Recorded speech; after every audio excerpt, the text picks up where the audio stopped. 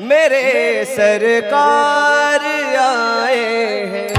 सजा दो घर को गुलशन सा, सजा दो घर को गुलशन सा। मेरे जय जय राम कृष्ण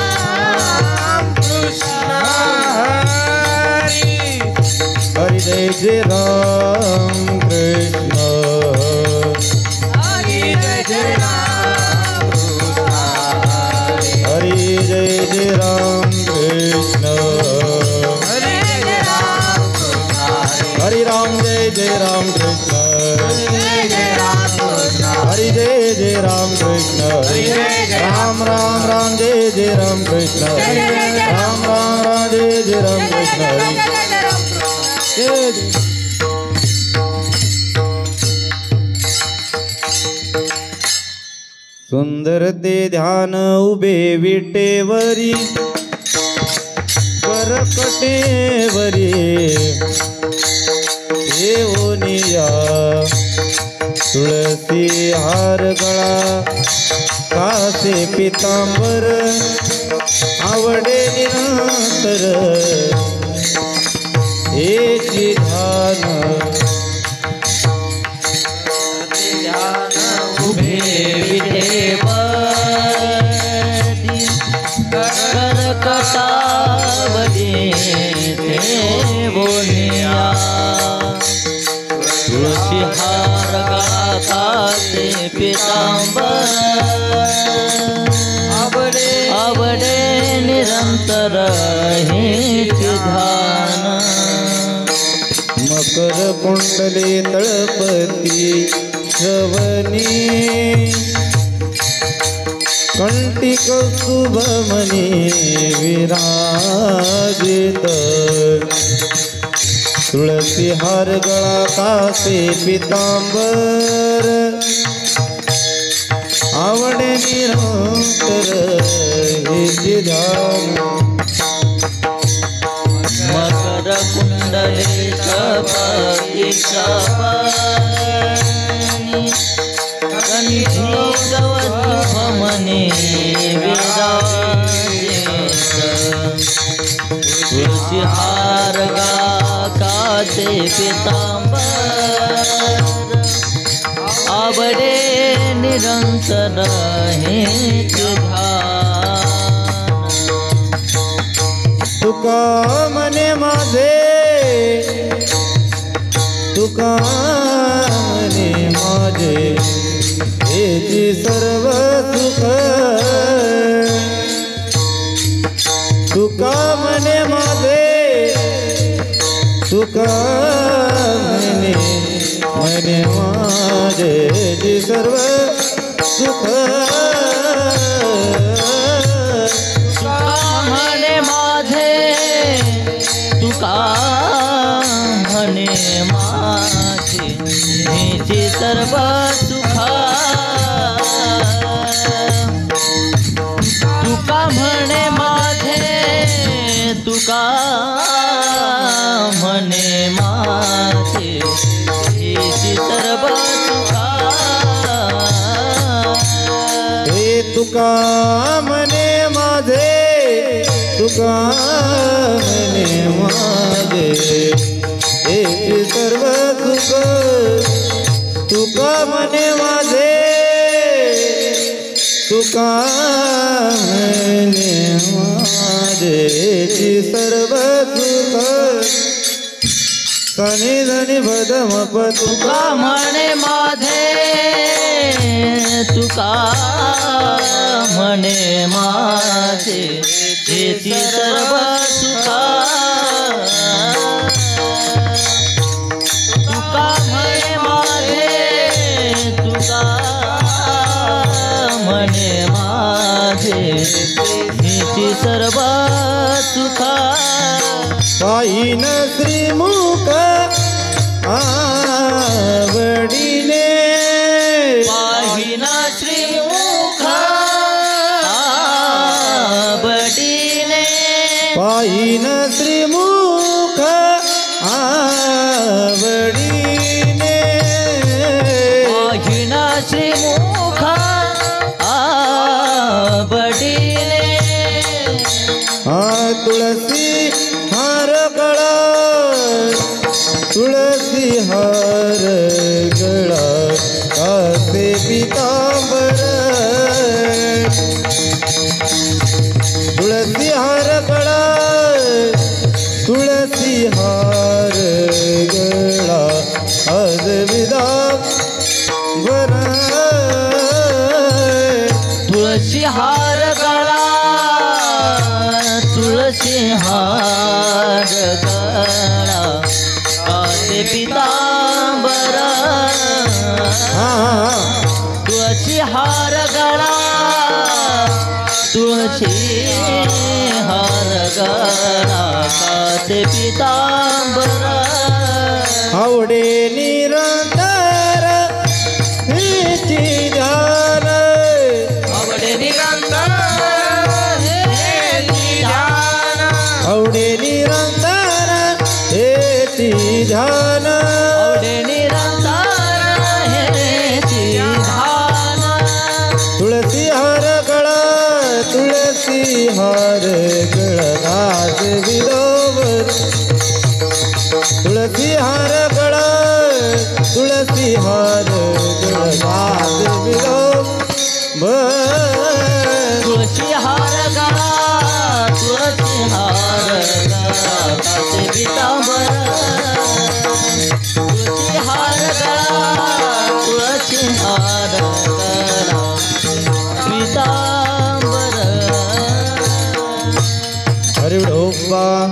रखुमाई उपार खुमाई विठोबार खुमा महिला मंडळ पुढे सरका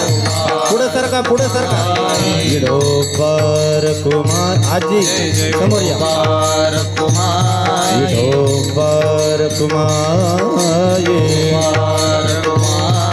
विठोबार कुमाई उपार खुमाई विठोबार कुमाई उपार खुमाई विठोबार कुमाई उपार खुमाई विठोबार कुमाई हा उपार खुमाई हरि विठोबार कुमाई उपार विठोबार कुमाई उपार विठोबार कुमाई उपार खुमाई विठोबार कुमाई उपार विठोबार कुमाई ओ बार कुमाई उपार खुमाई विठोबार कुमाई उपार खुमाई बार कुमाई उपार खुमाई ओ बार कुमाई उपार खुमाई ओ बार कुमाई उपार खुमाई हरे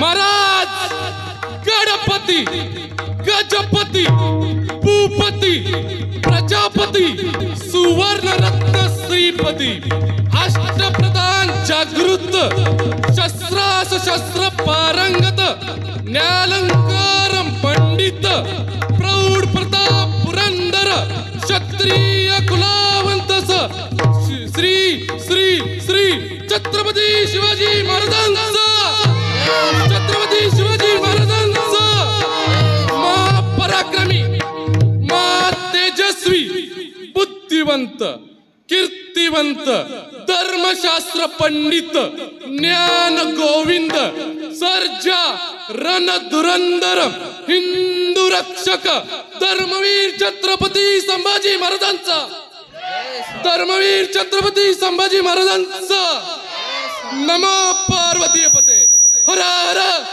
हर हर हर हर जय भवानी जय शिवाजी छत्रपती शिवाजी महाराज की राम कृष्ण हरी जय राम कृष्ण हरी हरि जय जय राम कृष्ण हरी जय जय राम कृष्ण हरी जय जय राम कृष्ण हरी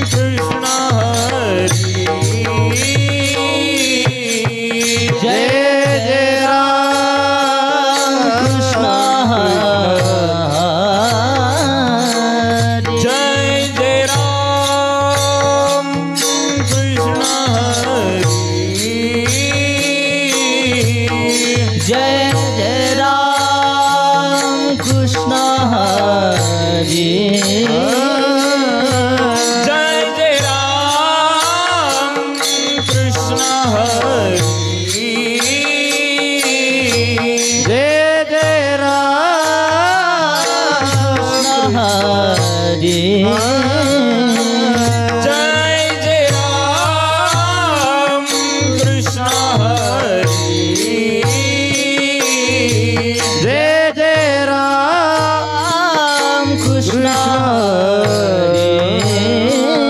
हरी जय जय राम कृष्ण हरी हरि जय जय जय राम कृष्ण हरि जय जय राम कृष्ण हरि जय जय राम कृष्ण हरि जय जय राम कृष्ण हरि जय जय राम कृष्ण हरि जय जय राम कृष्ण हरि जय जय राम कृष्ण हरि जय जय राम कृष्ण हरि राम राम राम जय जय राम कृष्ण हरि जय जय राम कृष्ण हरि जय जय राम कृष्ण जय जय राम कृष्ण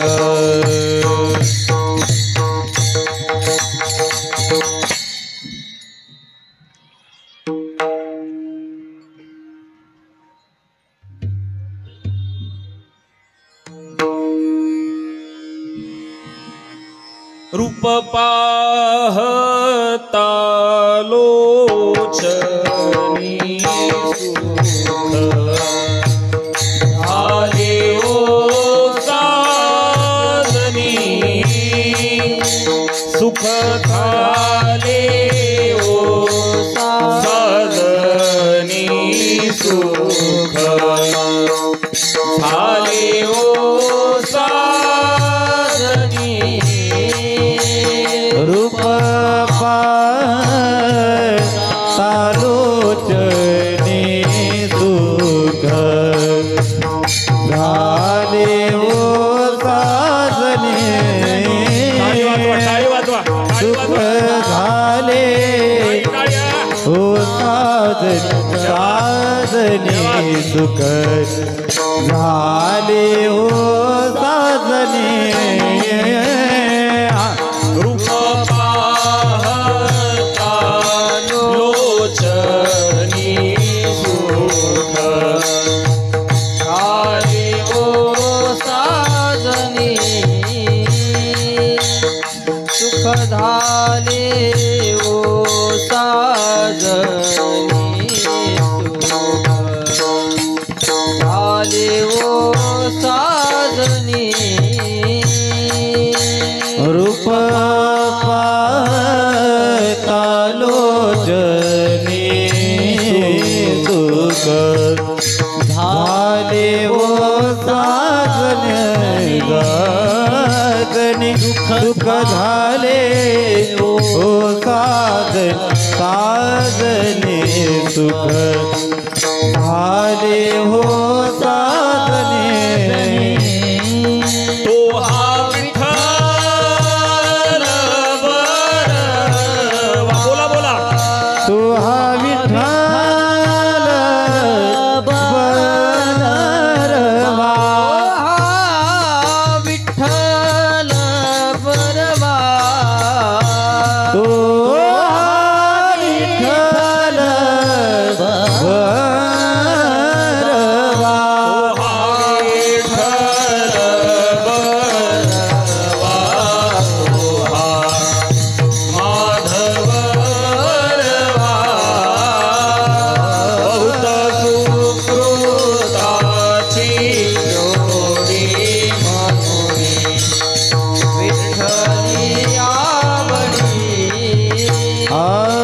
बहुत सुकृताची जोडी म्हणून विठ्ठली आवडी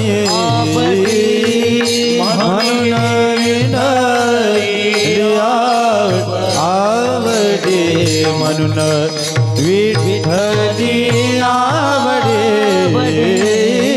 तो हा विठ्ठल बरवा तू हा विठ्ठल बरवा विठ्ठल बरवा तू हा विठ्ठल बरवा हा विठ्ठल बरवा माधव बरवा सर्व सुखाचे रघुमादेवी सर्व सुखाचे आगर बाप रखुमा देवीवर बाप रखुमा देवीवर देवर बाप रखुमा देवीवर तो हा विठ्ठल बरवा तू हा विठ्ठल बरवा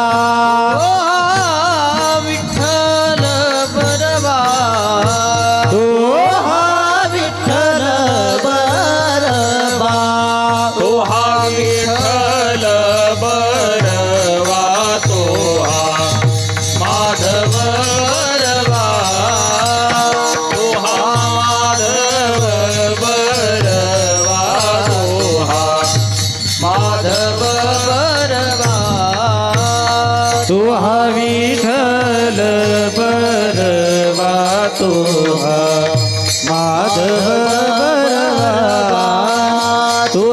माधव बरवा तो हा माधव बरवा जय जय राम कृष्ण हरी जय जय राम कृष्ण जय जय राम कृष्ण हरी जय जय राम कृष्ण जय जय राम कृष्ण हरी जय जय राम कृष्ण हरी जय जय राम कृष्ण हरी जय जय राम जय राम कृष्ण हरि जय जय राम कृष्ण हरि राम कृष्ण हरि जय जय राम जय राम जय राम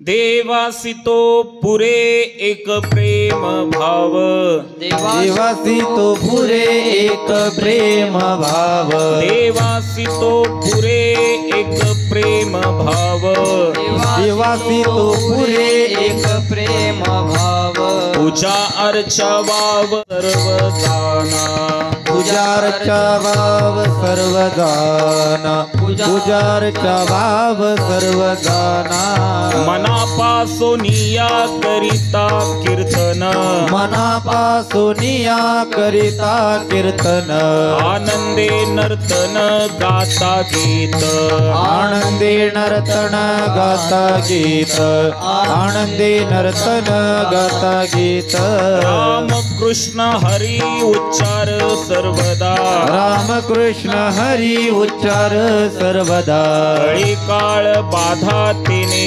लोहे कळिकाळ बाधा तिने नोय कळिकाळ बाधा तिने नोहे एका जनार्दनी हाची पै विश्वास एका जनार्दनी हाची पै विश्वास सर्व भावे दास होईन त्याचा सर्व भाविदास होईन ध्यान सर्व भाविदास होईन ध्यान मनापासोनिया करिता कीर्तन मनापासोनिया करिता कीर्तन पासोनिया करिता कीर्तन मनापासोनिया करिता कीर्तन आनंदे नर्तन गाता गीत आनंदे नर्तन गाता गीत आनंदे नर्तन गाता गीत हरि पार कुमाई विठो पार कुमाये पार कुमाई विठो पार कुमाये पार कुमाई विठो पार कुमाये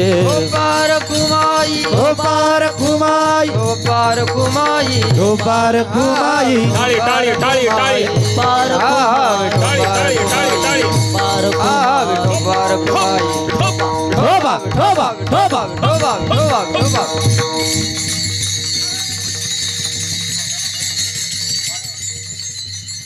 जरा जरा हा हा खालच्यांनी बोलायचं बरं का खालच्यांनी हा विठोबा गेले का काय घरी पंढरपूरला आवाज जाऊ दे पंढरपूरला इथं असं बेंबीला कळ बसली पाहिजे हा इतक्या जोरात आणि मला दिसतंय तुम्ही किती जोरात बोलताय ओठांच्या हालचालीवरून कळतं तुम्ही किती जोरात बोलता त्या विठोबा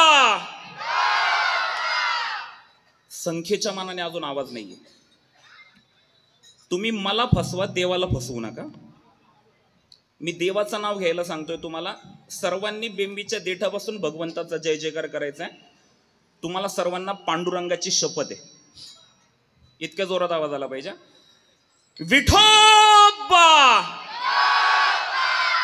वाढला आवाज घाबरताय देवाला तुम्ही शपथ दिल्यावर आवाज वाढलाय तुमचा हा सुशील भाऊ हा विठोबा विठोबा विठोबा विठोबा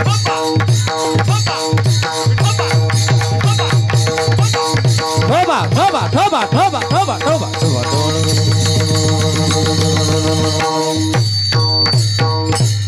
उडी उडी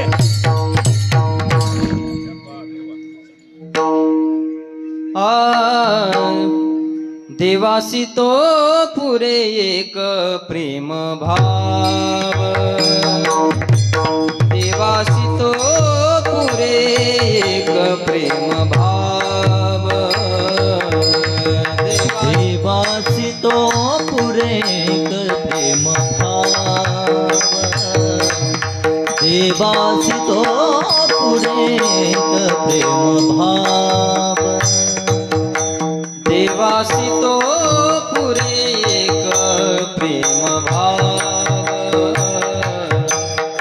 देवासी तो पुरे एक प्रेम भाव देवासी तो पुरे एक प्रेम भाव देवासी तो पुरे एक प्रेम भाव पूजार चावाव सर्वदा पूजार चावाव सर्वदा मनापासून या करिता कीर्तन मनापासून या करिता कीर्तन पूजा अर्चा भाव सर्वदाना पूजा अर्चा वाव सर्वदाना मनापासून या करिता कीर्तन मनापासून या करिता कीर्तन आनंदे नर्तन गाता गीत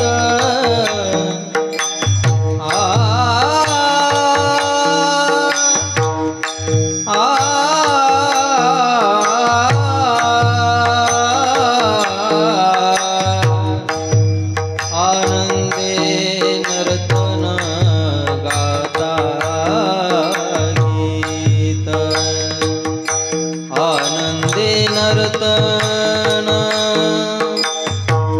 गाता गीत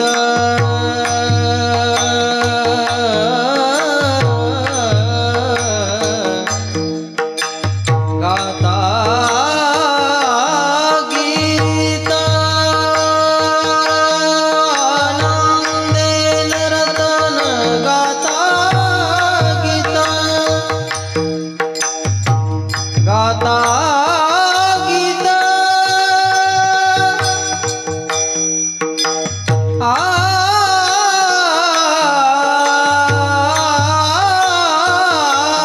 गाता गीत आनंदे नर्तन गाता गीत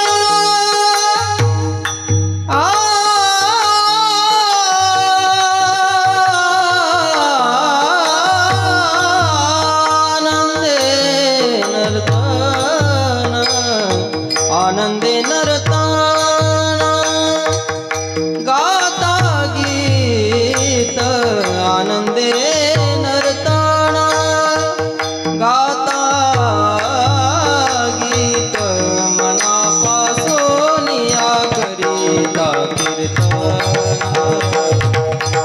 मनापासून या करिता कीर्तन आनंदे नर्तन गाता गीत आनंदे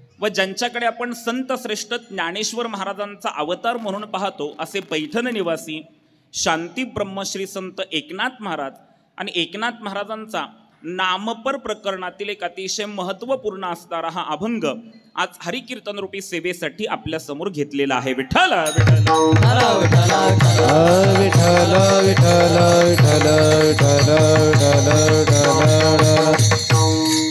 अतिशय सुंदर योग आहे. तनिष ऑर्चिड फेज 2 आपणा सर्वांच्या माध्यमातून शिवजयंती आणि भगवान गणेशाच्या मूर्तीचा प्राणप्रतिष्ठा सोहळा व मंदिराचा कलशारोहण समारंभ आपणा सर्वांच्या सहभागातून आणि सर्वांच्या उपस्थितीमधून आयोजित करण्यात आलेला आहे. शिवजयंतीच्या पूर्वनिशेला हे कीर्तनरूपी पुष्प भगवंताच्या आणि छत्रपती शिवाजी महाराजांच्या चरणावर समर्पित करण्यासाठी मी आपल्यासमोर उभा आहे. त्यानिमित्ताने तुम्हा सर्व मायबापांच्या दर्शनाचा योग मला माझ्या जीवनामध्ये घडतोय हे मी माझं सद्भाग्य समजतो. त्यानिमित्ताने आळंदीतून आलेली वारकरी साधक गुरुबंधू मंडळी असतील, हरिभक्तीपारायण निगडे महाराज असतील, हरिभक्तीपारायण कान्हा महाराज, हरिभक्तीपारायण सोमेश्वर महाराज, हरिभक्तीपारायण संतोष महाराज आणि उपस्थित आपण सर्व माता पिता बंधू भगिनी तरुण मित्र आपणा सर्वांच्या चरणावर नतमस्तक होतो आणि माझ्या अभंग चिंतनाला प्रवृत्त होतो. विठ्ठल, आपण शिवजयंतीच्या निमित्ताने कार्यक्रम करतोय. मागे उभे असलेले जे पुरुष मंडळी आहेत त्यांना माझी विनंती आहे की आपण शिवजयंतीच्या निमित्ताने कार्यक्रम करतोय आणि छत्रपती शिवाजी महाराजांना जर काही आवडत असेल तर कीर्तन खूप आवडायचं. जगद्गुरू तुकाराम महाराज कीर्तन करायचे आणि छत्रपती शिवाजी महाराज तुकाराम महाराजांच्या कीर्तनाला पुढे जाऊन बसायचे. म्हणून निदान छत्रपती शिवाजी महाराजांचा एवढाच आदर्श आपण यावर्षी घेऊयात, कीर्तनाला पुढे येऊन बसा. विठ्ठल विठ्ठल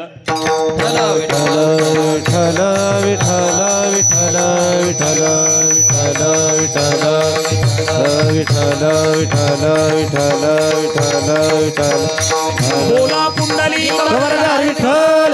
ज्ञानदेव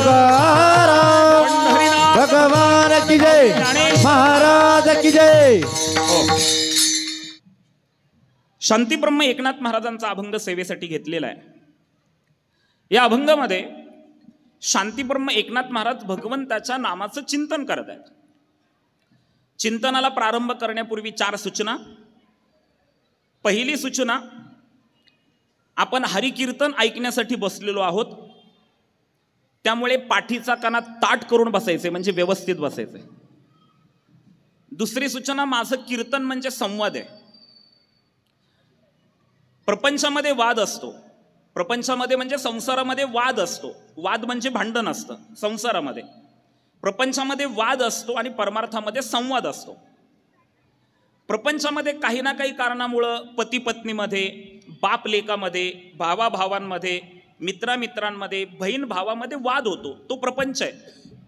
प्रपंचामध्ये वाद असतो आणि परमार्थामध्ये संवाद असतो. वाद आपल्याला दुःख देतो आणि संवाद आपल्याला सुख देतो.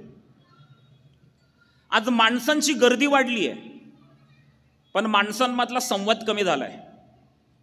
आणि मी हा संपूर्ण कार्यक्रम आयोजित करणाऱ्या आणि पुढाकार घेऊन इतका चांगला सोहळा तुम्हाला सर्वांना एकत्रित घेऊन करणाऱ्या सर्वांना मी मनापासून धन्यवाद देतो. खरं तर ही जेव्हा संस्कृती उभी राहिली, फ्लॅट संस्कृती उभी राहिली, तेव्हा कुठेतरी संस्कृतीपासून आपण दूर चाललोय का, आपल्या मूळ संस्कृतीपासून आपण दूर चाललोय का, हा प्रश्न कुठेतरी निर्माण होत होता. आणि आज आपण तनिष ऑर्चिड फेज 2च्या माध्यमातून फ्लॅट संस्कृतीमध्ये राहत असून देखील आपली आध्यात्मिक संस्कृतीचं अतिशय सुंदर खऱ्या अर्थाने आयोजन करताय. म्हणून एक वारकरी संप्रदायाचा पाईक होण्याच्या नात्याने मला तुमच्या सर्वांच्या चरणावर नतमस्तक व्हायचंय. इतका सुंदर सोहळा तुम्ही या ठिकाणी आयोजित केलेला आहे. फ्लॅट संस्कृती, फ्लॅट धारक ते संस्कृतीला मानत नाही, आपल्या प्रपंचामध्ये, आपल्या व्यवसायामध्ये, आपल्या नोकरीमध्ये असतात. खरं तर त्याला अपवाद हा कार्यक्रम आहे आणि विशेषत्वाने तुमची उपस्थिती पण फार सुंदर आहे.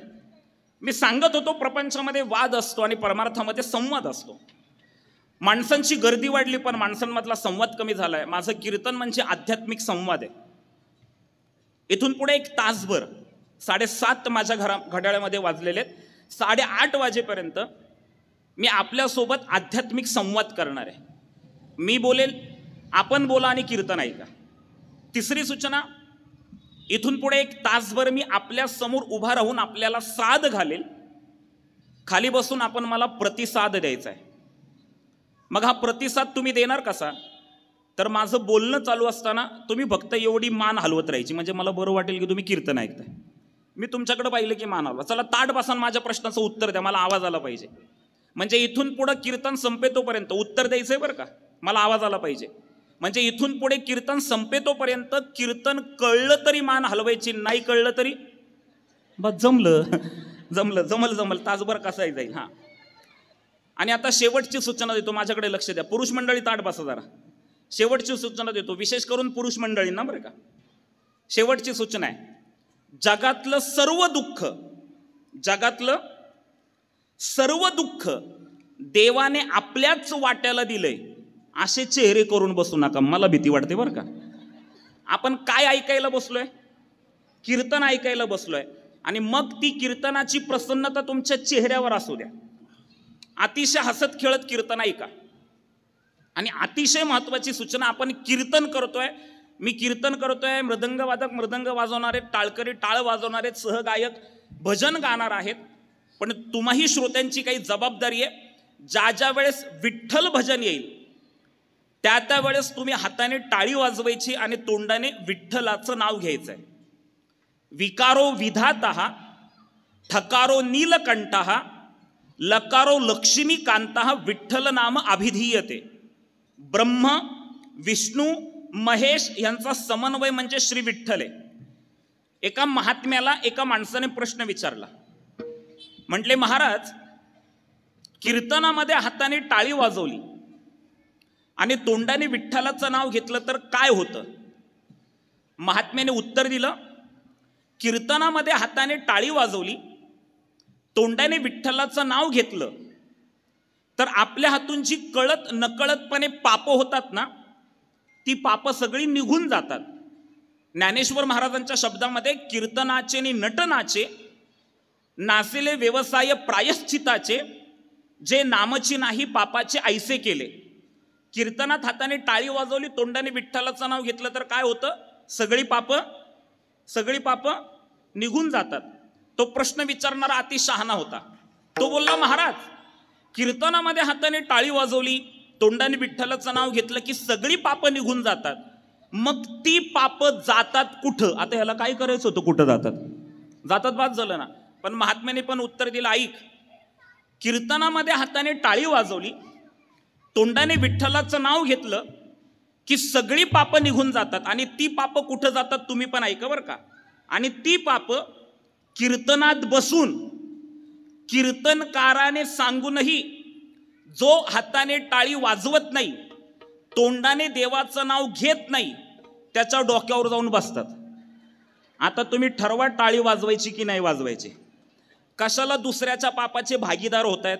थोडंसं आत्मपरीक्षण करून बघा, आपली काही कमी आहेत का पाप? वाजवा टाळ्या, विठ्ठल विठ्ठल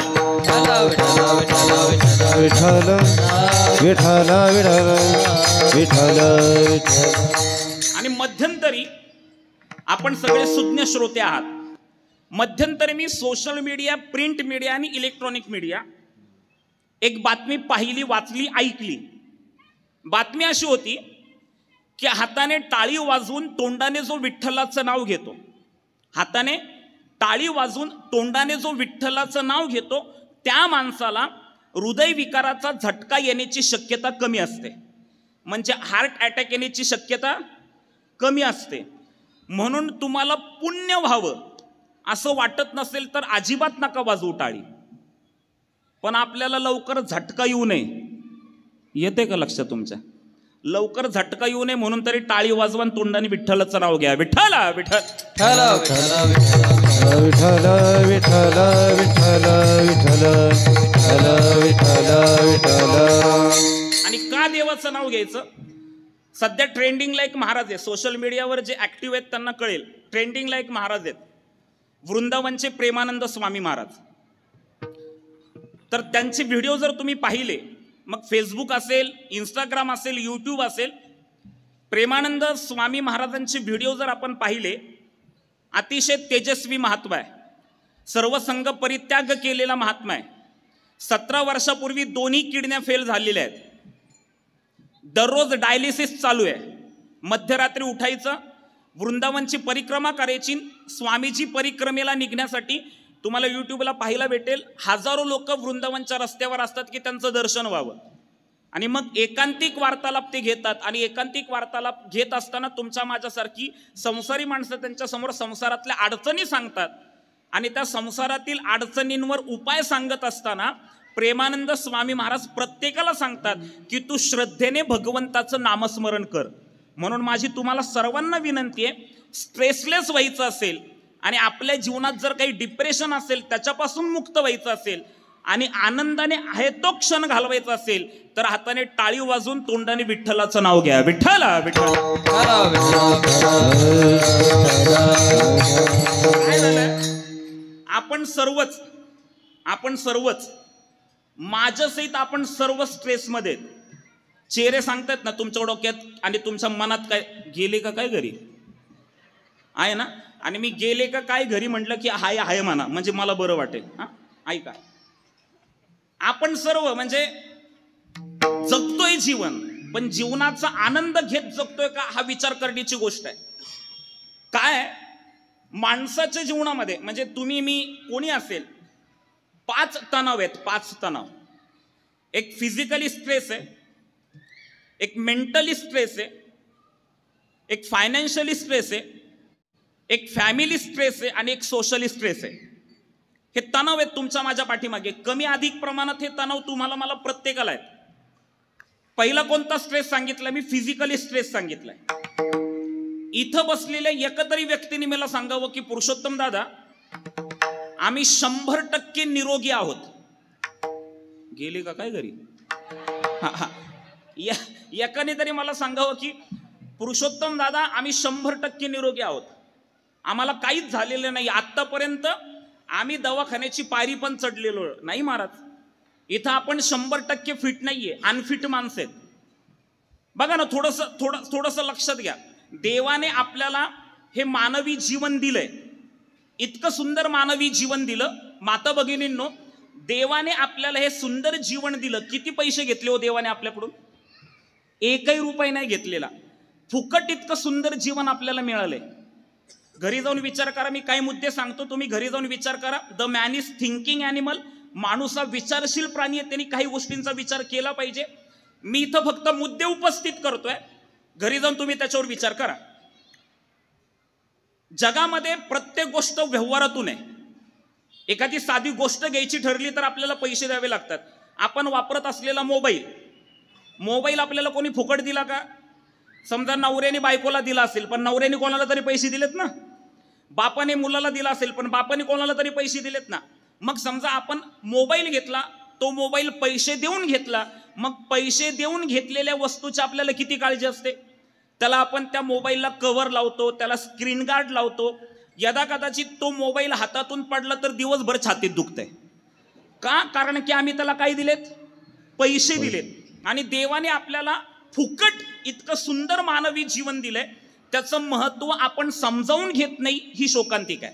जेने हा जीव दिला दान, जेने हा जीव दिला दान, ते करीन चिंतन, भयाचे करीन चिंतन,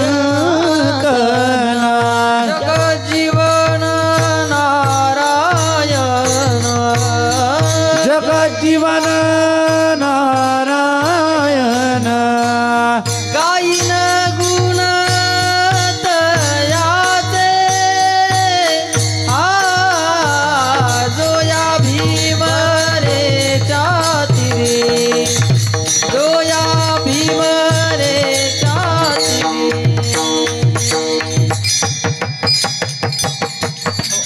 देवाने आपल्याला इतकं सुंदर मानवी जीवन दिले. मुद्दे लक्षात घ्या बरं का. 8:30ला जय विठ्ठल करणारे फक्त शब्दांकडे लक्ष द्या. देवाने इतकं सुंदर मानवी जीवन दिलंय. किती आम्ही काळजी करतोय हे पहा. शरीराची काळजी करणं अत्यंत गरजेचं आहे. ह्या शरीराचे साधू संतांनी दोषही सांगितलेले आहेत आणि या शरीराचे गुणही सांगितलेले आहेत. आपण जे शरीर घेऊन इथं बसलेलो आहोत ना, ह्या शरीराचे दोष सांगत असताना महाराज म्हणतात, शरीर दुःखाचे कोठार, शरीर रोगाचे भांडार, शरीर दुर्गंधीची थार, नाही अपवित्र शरीराईसे. जे शरीर घेऊन मी इथं कीर्तन करतोय आणि ज्या शरीराच्या माध्यमातून तुम्ही माझ्या समोर बसलेला आहात, त्या शरीराचे दोष सांगतोय मी तुम्हाला. काय म्हणतात महाराज? शरीर दुःखाचे कोठार. हे जे शरीर आहे ना, हे शरीर हे दुःखाचं कोठार आहे. कसलं कोठार आहे? दुःखाचं कोठार आहे. मी माझ्याकडं बोट करतोय म्हणजे माझं सांगतोय असं नाही बरं का, तुमच्या सगळ्यांचं सांगतोय.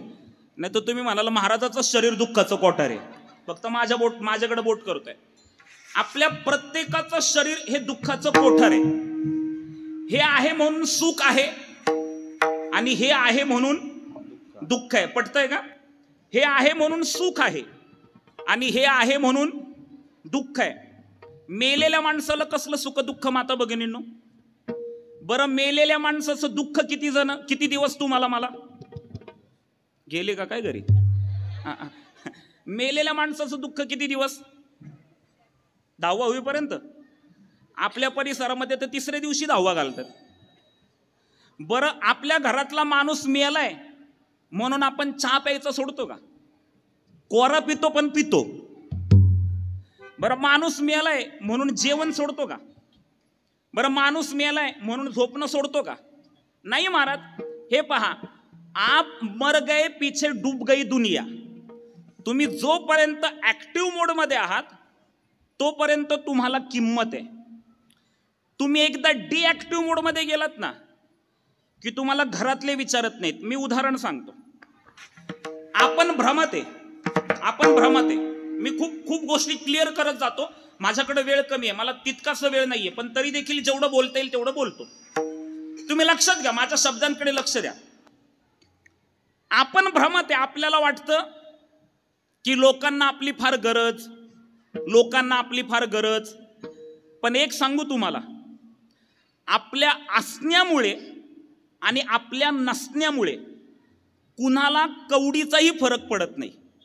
बरं, पुढचं सांगू.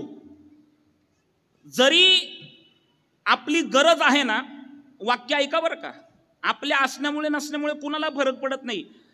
माणसं आपल्याला लगावे, आपल्याला अटॅचमेंट आहे, त्यामुळं आपण दुःखी आहे. माझी पत्नी, माझी मुलं, माझा प्रपंच, माझी नोकरी, माझे मित्र, हे जे माझे पण आहे ना, हे मूळ दुःखाला कारण आहे. मला तिथवर तुम्हाला घेऊन जायचं नाहीये, पण आपली जी अटॅचमेंट आहे ती आपल्या दुःखाला कारणीभूत आहे.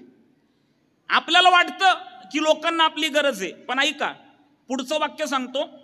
जेवढी आपली गरज असते ना तेवढंच आपलं अस्तित्व असतं. काय बोललो मी? जेवढी आपली गरज तेवढंच आपलं अस्तित्व. मी समजावून सांगतो तुम्हाला, इथं समजावून सांगतो. इथं ऐकताय तुम्ही? मी काय बोललो? जेवढी आपली गरज तेवढंच आपलं. चाललो मी आळंदीला, बोला ना काहीतरी. जेवढी आपली गरज तेवढंच आपलं अस्तित्व. इथे पटवून देऊ का मी तुम्हाला? आता माझं कीर्तन तुमच्या समोर 6:30 ते 8:30. किती ते किती? 6:30 ते 8:30. म्हणजे माझं कीर्तन किती तास? बोला ना, किती तास? 2 तास. म्हणजे तुम्हाला माझी गरज किती तास? हेच ऐकायचं होतं मला. जेवढी आपली गरज तेवढंच आपलं अस्तित्व. आज लोक तुमच्या सोबत आहेत, उद्या असतील नसतील माहिती नाही महाराज. न रुकी वक्त की गर्दिश, न रुकी वक्त की गर्दिश, न जमाना बदला. न रुकी वक्त की गर्दिश, न जमाना बदला. पेड़ सूखा तो परिंदों ने ठिकाना बदला. विठ्ठल विठ्ठल. मी थोडस एक उदाहरण देतो. तुम्ही आपल्या महाराष्ट्राचे माजी मंत्री महोदय सदाभाऊ खोत, त्यांची एक व्हिडिओ क्लिप मी यूट्यूबला पाहिली. ते म्हणतात, मी जेव्हा मंत्री होतो ना मंत्री असताना माझ्या घराच्या बाहेर दररोज सकाळी 6 वाजल्यापासून 2 किलोमीटर गाड्यांच्या रांगा लागलेल्या असायच्या. एवढी लोक मला भेटायला यायची. कधी? मंत्री असताना. आता मी मंत्री नाही तर माझ्या घरातली माणसं पण माझ्या बरोबर चहा घेत नाही. येते का लक्षात तुमच्या? जोपर्यंत तुम्ही ऍक्टिव्ह मोडमध्ये आहात तोपर्यंत तुम्हाला किंमत आहे. या शरीराच्या विषयी मी बोलत होतो. अरे या शरीराचं हे दुःखाचं आहे. शरीर दुःख काय? हे आहे म्हणून दुःख आहे. काय? शरीर दुःखाचे कोठार. दुसरा मुद्दा सांगितला, शरीर रोगाचे भांडार. आपल्या प्रत्येकाचं शरीर रोगाचं भांडार आहे. कसं मी तुम्हाला सांगतो. मी आत्ता सांगितलं ना, इथं कोणी फिट नाहीये, सगळे अनफिट आहेत. कोणाची कंबरच दुखतीये, कोणाचे गुडघेच दुखत आहेत, कोणाच्या वाट्या बदलायच्यात आता, कोणाचं ब्लड प्रेशरच हाय होतंय, कोणाचं ब्लड प्रेशरच लो होतंय, कोणाची शुगर लेवलच वाढतीये, कोणाची शुगर लेवलच कमी होतीये. माता भगिनींनो, कोणाचं अर्ध डोकंच दुखतंय, अर्ध डोकं. ऐकताय तुम्ही कीर्तन? आणि माता भगिनींनो, तुमच्यामध्ये तर एक लय जुना आजार आहे, कसं तरी होतंय नुसतं. आम्ही अनफिट आहे ना, आम्ही फिट नाहीये. रोगाचं भांडार आहे, शरीर रोगाचे भांडार. तिसरं सांगितलं, शरीर दुर्गंधीची थार. जरा रिएलिटी सांगतो मी तुम्हाला, माझ्याकडे लक्ष द्या.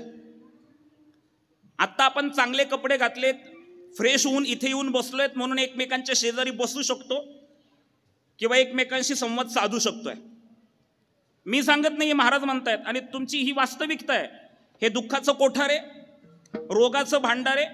तिसरा दोष सांगितला, शरीर दुर्गंधीची थार. हे जे आपलं शरीर आहे ना, शरीर दुर्गंधीची थार आहे, घाणेरडं आहे एकदम. हे आता आपण याला सजवलंय म्हणून एकमेकांच्या समोर बसतोय. किती घाणेरडं आहे ऐकायचं तुम्हाला, फक्त तोंड वाकडं करू नका. हे जे आपलं शरीर आहे ना, किती घाणेरडं आहे माहिती आहे? सांगतो तुम्हाला. 4 दिवस दात घासायची नाही, 4 दिवस. 4 दिवस आंघोळ करायची नाही, 4च दिवस. 4 दिवस दात घासायचे नाही, 4 दिवस आंघोळ करायची नाही, मळके कपडे घालायचे आणि आपल्या शेजारच्या फ्लॅटमध्ये जायचं आणि शेजारच्या फ्लॅटवाल्याला कडकडून मिठी मारायची, जागेवर उलटी करल महाराज तो. इतकं घाणेरडे. याला आम्ही सजवतोय म्हणून चांगलंय ना. याला सकाळी दररोज आपण दात घासतोय, आंघोळ करतोय, चांगले कपडे घालतोय, वेळेला मेंटेनन्स आहे ना याचा, तो करतोय म्हणून. काय झालं, मागच्या वर्षी माझ्या परिचित एका कुटुंबातलं लग्न, कुटुंब परिचयाचं जवळचं, त्यांनी मला सांगितलं, पुरुषोत्तम दादा तुम्ही दिवसभर माझ्या मुलाच्या लग्नाला थांबलं पाहिजे. जवळचं कुटुंब होतं म्हणून मी थांबलो. आणि मग लग्न झाल्यानंतर 2 महिन्यानंतर त्या मुलाच्या बापाने मला, माझ्या बायकोला आणि माझ्या मुलाला जेवायला बोलवलं. आम्ही घरी गेलो जेवायला. जेवण झालं आणि जेवण झाल्यानंतर गप्पा मारत असताना ज्याच्या लग्नाला मी दिवसभर थांबलेलो होतो त्या मुलाला मी विचारलं, का रे? म्हटलं, तुझ्या लग्नाला मी सकाळी साखरपुड्यापासून रात्री लग्नापर्यंत दिवसभर थांबलो, आत्ता तुझ्या घरी जेवायला पण आलो, अख्खं जेवण झालं, पण तुझी बायको काही मला कुठं दिसली नाही. तो म्हणला, पुरुषोत्तम दादा जी तू मला वाढत होती ना तीच माझी बायको. त्याला म्हटलं, लग्नात वेगळी दिसत होती, आत्ता वेगळीच दिसती.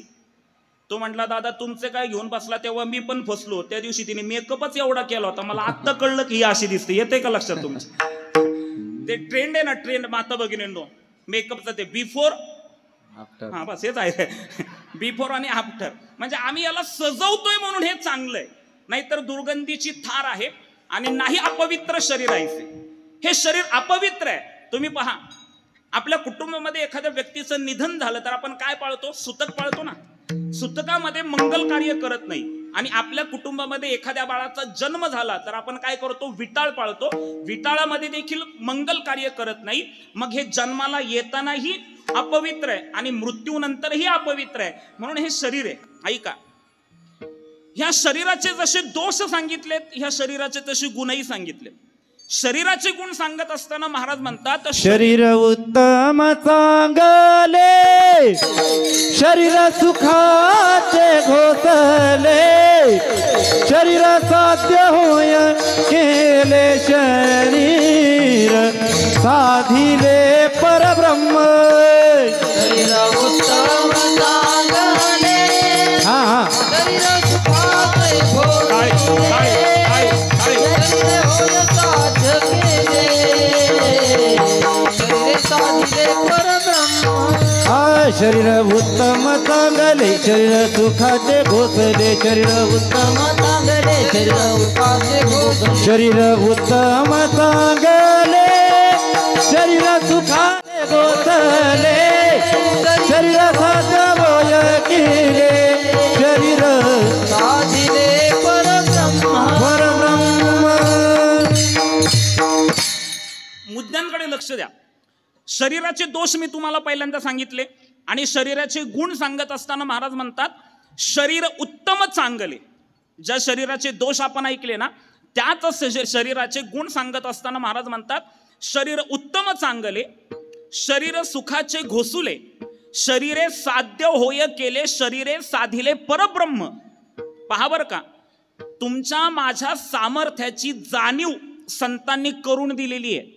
ह्या शरीराने तुम्हाला देव होता येतं.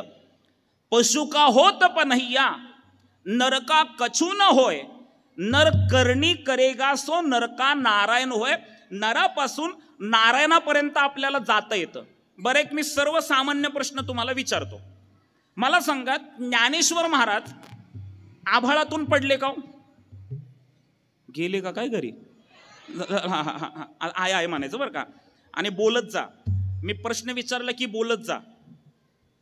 माणसाने मुक्तपणे व्यक्त व्हायला पाहिजे. पुरुष मंडळी नाराज आहे का माझ्यावर? हां असं बोला. हां, माणसाने मुक्तपणे व्यक्त व्हायला पाहिजे. काय बोललो मी? माणसाने मुक्तपणे व्यक्त व्हायला पाहिजे म्हणजे मोकळेपणाने बोललं पाहिजे. आपण मोकळेपणाने बोलत नाही आणि आपण मोकळेपणाने बोललो नाही, आपण मुक्तपणे व्यक्त झालो नाही तर काय होतं माहिती आहे? आपण मोकळेपणाने बोललो नाही, आपण मुक्तपणे व्यक्त झालो नाही तर मग आतमधल्या आतमध्ये रक्ताच्या गाठी तयार होतात. नाही आलं लक्षात तुमच्या? आतमधल्या आतमध्ये कसल्या गाठी तयार होतात? रक्ताच्या गाठी तयार होतात. आणि मग दुसरी माणसं आपल्याकडे बघून म्हणतात लय आतल्या गाठीच आहे. आतल्या गाठीची होऊ नका. बोला विठ्ठल विठ्ठल विठ्ठल विठ्ठल विठ्ठल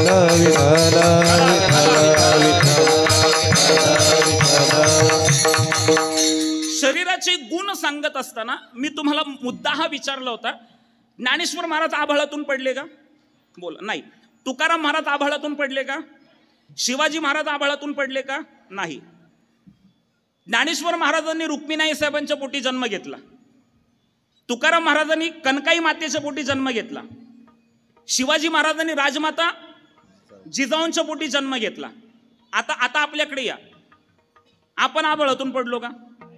आपण पण कोणाच्या पोटी जन्म घेतला? आपल्या आईच्या पोटी जन्म घेतला. मुद्दा लक्षात घ्या, मुद्दा लक्षात घ्या. ज्ञानेश्वर महाराज, तुकाराम महाराज, शिवाजी महाराज हे संत सत्पुरुष युग पुरुष तुमच्या माझ्यासारखेच जन्माला आलेत. लक्षात येत आहे?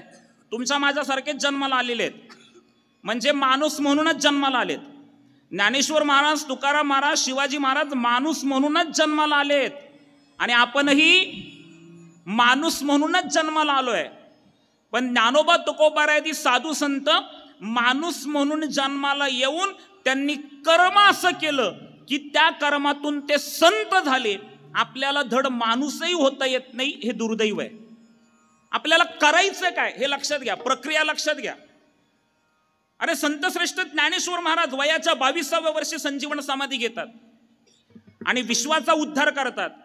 आणि विश्वाचा उद्धार करत असताना ज्ञानोबारांच्या जीवनातलं संकट तुम्ही पहा, ज्ञानोबारांच्या जीवनातली प्रतिकूलता तुम्ही पहा. ज्ञानेश्वर महाराज भिक्षा मागायला गेल्यानंतर काखेची झोळी कोणीतरी काढावी, त्या काखेच्या झोळीतलं अन्न रस्त्यावर फेकून द्यावं, त्याच्यावर शेण टाकावं, पायाखाली रगडावं, केवढा त्रास आहे. पण 22व्या वर्षी संजीवन समाधी घेतली. पण कर्म असं केलं, सामान्य माणसांपासून असामान्यपर्यंतचा प्रवास, ही प्रक्रिया लक्षात घेतली पाहिजे. ज्ञानेश्वर महाराज माणूस म्हणून जन्माला आले पण कर्म असं केलं की कैवल्य साम्राज्य चक्रवर्ती झाले. तुकाराम महाराज 42व्या वर्षी सदैव वैकुंठाला गेले, माणूस म्हणूनच जन्माला आले पण कर्म असं केलं की जगद्गुरु झाले. शिवाजी महाराज वयाच्या 50व्या वर्षी जगाचा निरोप घेतलाय, पण माणूस म्हणून जन्माला येऊन कर्म असं केलं की त्या कर्मातून छत्रपती झाले. मग आम्हाला नाही होता येणार कैवल्य साम्राज्य चक्रवर्ती, आम्हाला नाही होता येणार जगद्गुरु, आम्हाला नाही होता येणार का छत्रपती? मग आमचं कर्म, आमच्या कर्मावर आमचं लक्ष आहे का? जगायचं म्हणून जगतोय आणि मरण येत नाही म्हणून जगतोय. नक्की जगण्याला काहीतरी अर्थ असला पाहिजे ना. बरं, किती म्हणजे आपलं आयुष्य किती क्षणिक झालंय, किती क्षणिक झालंय. आत्ताचा क्षण हातात आहे, पुढचा असेल की नाही माहिती नाहीये, एवढं क्षणिक आहे.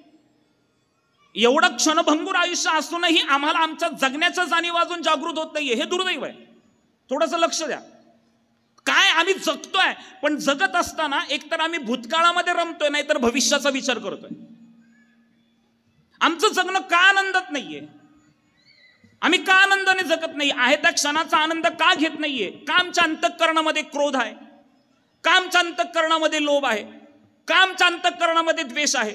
का आमच्या अंतःकरणामध्ये मत्सर आहे? कधीतरी आपण विचार करतोय का? नाही करत आम्ही विचार. बरं, जीवनाची क्षणिकता जर लक्षात घ्यायची झाली तर महाराज म्हणतात, अरे बाबा, ज्याच्यासाठी तुम्ही सगळं करताय ना ते सगळं अस्थिर आहे रे बाबांनो. आद्य शंकराचार्य म्हणतात, अस्थिरम जीवितम लोके अस्थिरम धन यौवनम अस्थिरम पुत्र दाराश्च धर्मकीर्ती द्वयोस्थिरः. शिवजयंतीच्या निमित्ताने हा कार्यक्रम आपण या ठिकाणी आयोजित केलेला आहे. राजांचं वर्णन केल्याशिवाय माझं कीर्तन पूर्णही होणार नाही. राज म्हटलं ना, राज, लहान मुलगा असू द्या, तरुण मुलगा असू द्या, म्हातारा माणूस असू द्या, रक्त सळसळल्याशिवाय राहत नाही. माझ्या शब्दांकडे लक्ष द्या. राज म्हटलं ना, लहान मुलगा असू द्या, तरुण मुलगा असू द्या, म्हातारा माणूस असू द्या, स्त्री असू द्या, पुरुष असू द्या, रक्त सळसळल्याशिवाय राहत नाही. राजांचं वर्णन करताना असं लिहिलं जातं की स्वराज्याचं स्वप्न ज्यांनी आपल्या आईच्या गर्भातच पाहिलं व ते स्वप्न सत्यात उतरवण्याकरता ज्यांनी आपले प्राण पणाला लावले ते राजे म्हणजे छत्रपती शिवाजी महाराज. छत्रपतींचं वर्णन करताना पहा बरं का, छत्रपतींचं वर्णन करताना एक फार सुंदर वाक्य आहे. इतिहासाच्या पानावर विश्वासाच्या प्रमाणावर, इतिहासाच्या पानावर विश्वासाच्या प्रमाणावर आणि रयतेच्या मनावर ज्यांनी राज्य केलं ते राजे म्हणजे छत्रपती शिवाजी महाराज आहेत. छत्रपतींचं वर्णन करताना मी एक फार सुंदर वाक्य वाचलं, फार सुंदर वाक्य आहे. छत्रपतींचं वर्णन करताना कोणीतरी असं लिहिलंय, देवासमोर मी उभा राहिलो, देव मला प्रसन्न झाला. देवासमोर मी उभा राहिलो, देव मला प्रसन्न झाला. देवाला मी पाणी मागितलं तर त्याने नदी दिली. देवाला मी फुल मागितलं तर त्याने बाग दिली. देवाला मी घर मागितलं तर त्याने राजवाडा दिला. आणि देवाला मी देवच मागितला तेव्हा त्याने छत्रपती शिवाजी महाराजांसारखा राजा दिला. छत्रपती शिवाजी महाराजांसारखा राजा दिला. माझं सांगणं आहे तुम्हाला सर्वांना, मानवी जीवन जगत असताना साधू संतांचे गुण आणि छत्रपती शिवाजी महाराज धर्मवीर संभाजी महाराजांचं कर्तृत्व घेऊन आपण जीवन जगलो पाहिजे, तर अपयश जवळ येणार नाही. विठ्ठल विठ्ठल.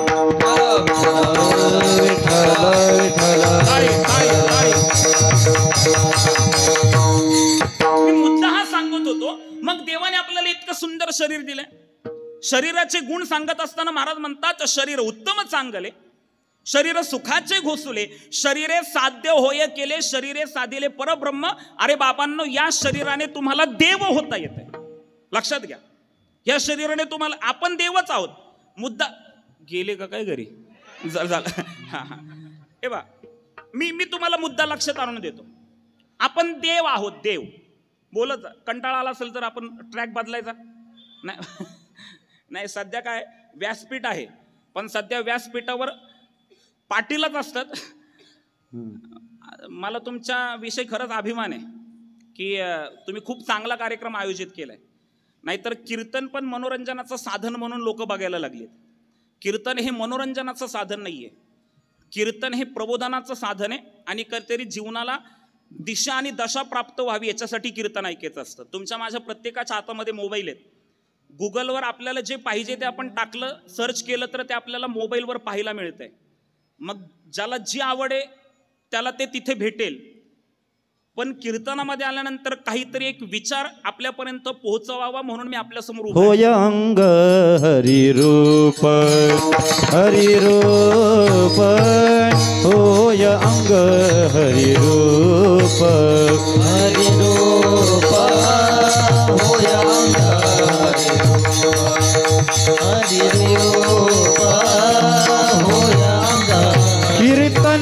अंग कीर्तन सांग होय अंग हरिरूप होय अंग हरिरूप होय अंग हरिरूप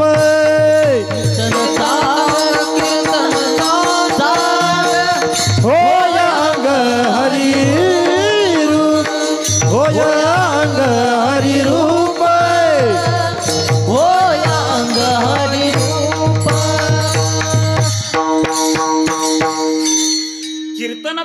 कीर्तन चांग होय अंग हरिरूप. मला खूप चांगलं आवडलं. नाहीतर आजकाल लोक कीर्तन ऐकतात पण ऐकत नाहीत. ऐकतात पण ऐकत नाहीत म्हणजे काय, ऐकलेलं आचरणात आणत नाहीत.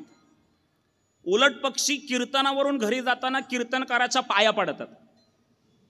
आणि आम्ही विचारलं बाबा का आमच्या पाया पडता, तर लोक बेधडकपणे सांगतात महाराज आत्ता 2 तास 7 ते 9 किंवा 9 ते 11 2 तास तुमचं कीर्तनामध्ये जे काही ऐकलं ते तुमच्याच पायावर अर्पण. आम्ही आपलं चाललो गोधडीत घरी झोपायला. काहीतरी लक्षात, एखादा मुद्दा लक्षात ठेवायचा. श्रवण परमार्थाचं, मनन परमार्थाचं, निधिध्यास परमार्थाचं तेव्हा साक्षात्कार सुखाचा होतो. श्रवण परमार्थाचं करतोय, मनन विषयांचं करतोय, निधिध्यास प्रपंचाचं करतोय, साक्षात्कार दुःखाचा होतो. काहीतरी लक्षात ठेवा.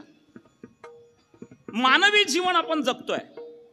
मानवी जीवन जगत असताना आमच्या जीवनामध्ये ती आत्मानुभूती होणं गरजेचं आहे. आम्ही देव आहोत.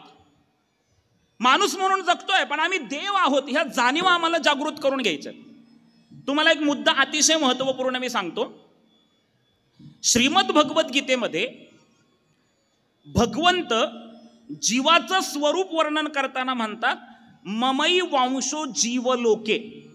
कोण बोलतंय? मी बोलत नाहीये, भगवान श्रीकृष्ण बोलतायत.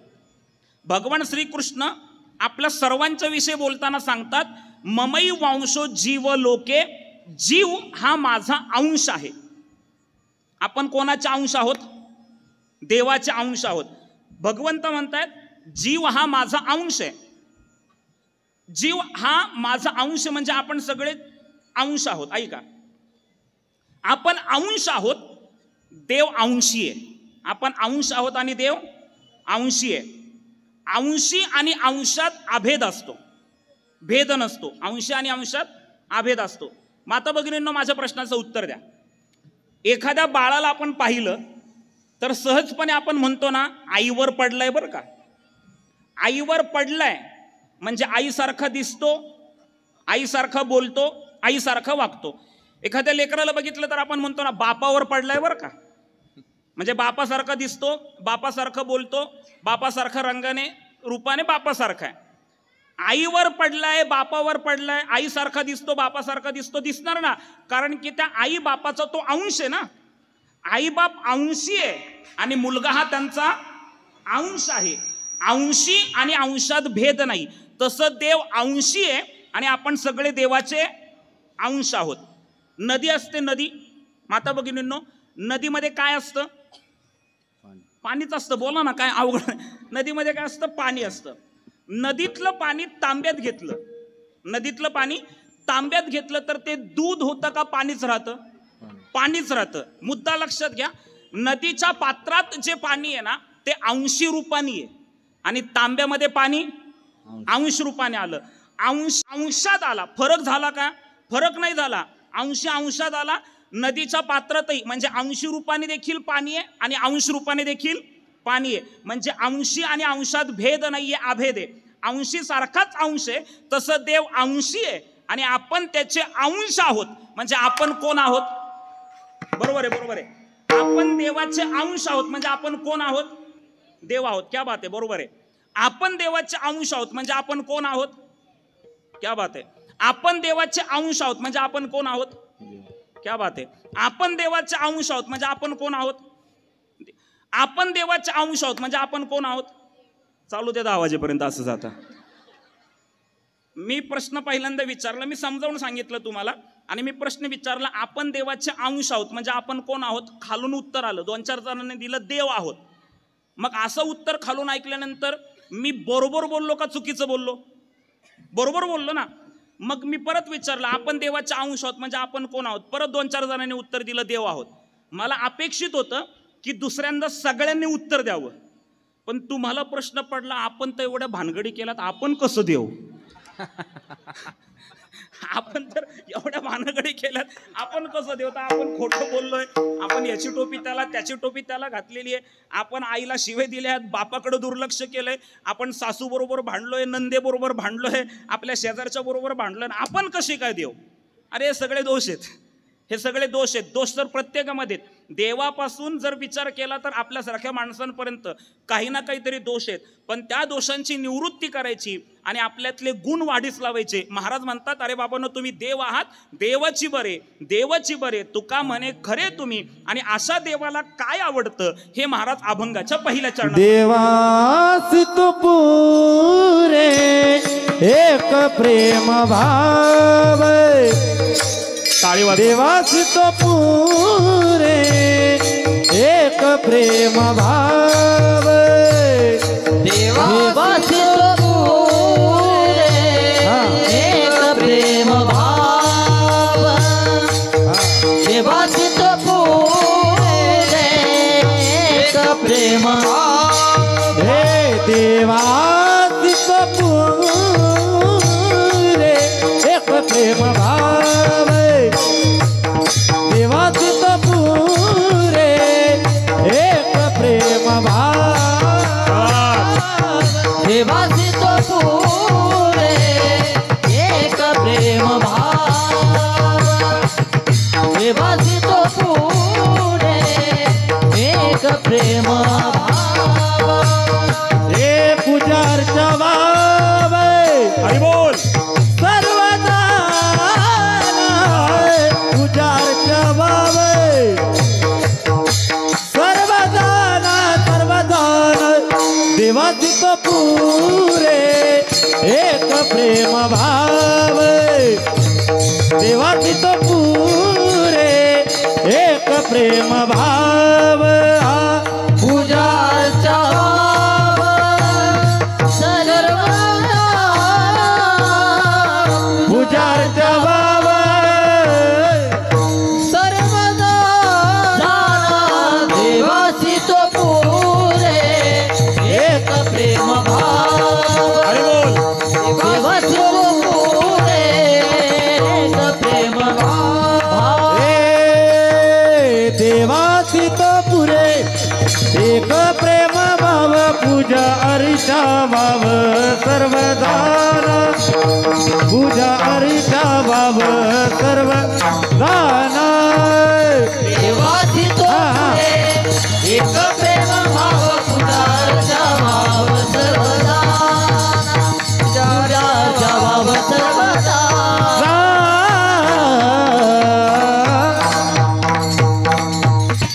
देवासी तो पुरे एक प्रेम भाव, पूजा अर्चा वाव सर्व जाना. देवाला काय आवडतं? आज आपण इतकं सुंदर मंदिर या ठिकाणी बांधलंय, मंदिराचा कलशारोहण समारंभ आहे आणि मंदिरामध्ये भगवान श्री गणेशाच्या मूर्तीची प्राणप्रतिष्ठा उद्या या ठिकाणी होणार आहे. इतका सुंदर सोहळा आहे. मग देवाला काय आवडतं याचा विचार एकनाथ महाराज या अभंगामधून सांगतायत. बरं, सांगणारे एकनाथ महाराज आहेत. ही भूमी संतांची आहे. संत म्हणायचं कोणाला? सन्मार्ग वर्तिना संतः तदरूपेन विद्या विनय वृद्धयस एव वर्तत इति संतः. जे सन्मार्गाने वर्तन करतात, विद्या असून विनय ज्यांच्याकडे असतो आणि जे जगाच्या कल्याणासाठी अवतार घेतात त्यांना संत म्हणावं. जगाच्या कल्याणा संतांच्या विभूती देह कष्टविती परोपकारे, परोपकार करणं हे ज्यांचं जीवित ध्येय आहे त्यांना संत म्हणतात. संत म्हणायचं कोणाला? एक सोपी व्याख्या सांगतो. दुसऱ्याच्या सुखाने जे सुखावतात आणि दुसऱ्याच्या दुःखाने जे दुखावतात त्यांना संत म्हणा. विठ्ठल विठ्ठल. दुसऱ्याच्या, आता पहा बरं का मानसिकता कशी आहे. दुसऱ्याच्या सुखामध्ये सुखवणारे फार कमी माणसं आहेत. आजच्या कीर्तनातून एवढा एक मुद्दा लक्षात ठेवा. मी मध्यंतरी लोकमत नावाचा जो पेपर आहे त्याला ऑक्सिजन नावाची पुरवणी येते. त्याच्यावर फ्रंट पेजला एक वाक्य आलं होतं, यहां हर शख्स परेशान सा क्यों है. गेले का काय घरी? झालं झालं. हा हा, त्या पोराने तेवढंच लक्षात ठेवलंय. तुमचा आवाज कमी झालाय जरा.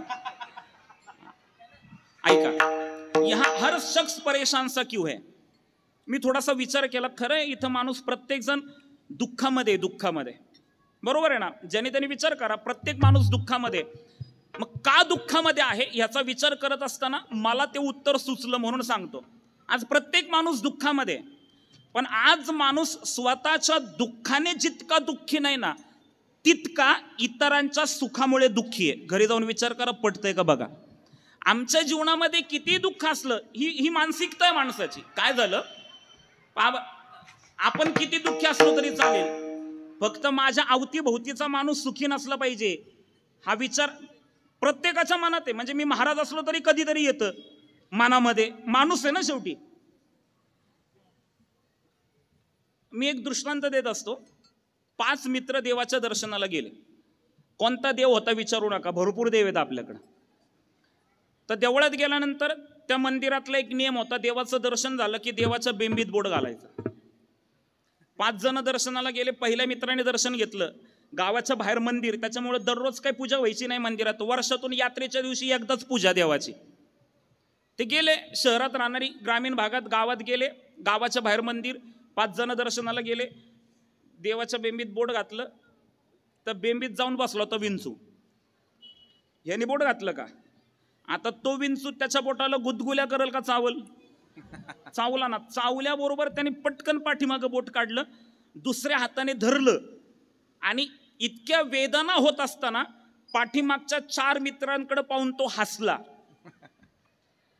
काय होत आहेत त्याला? वेदना होत आहेत. विंचू काय झालाय?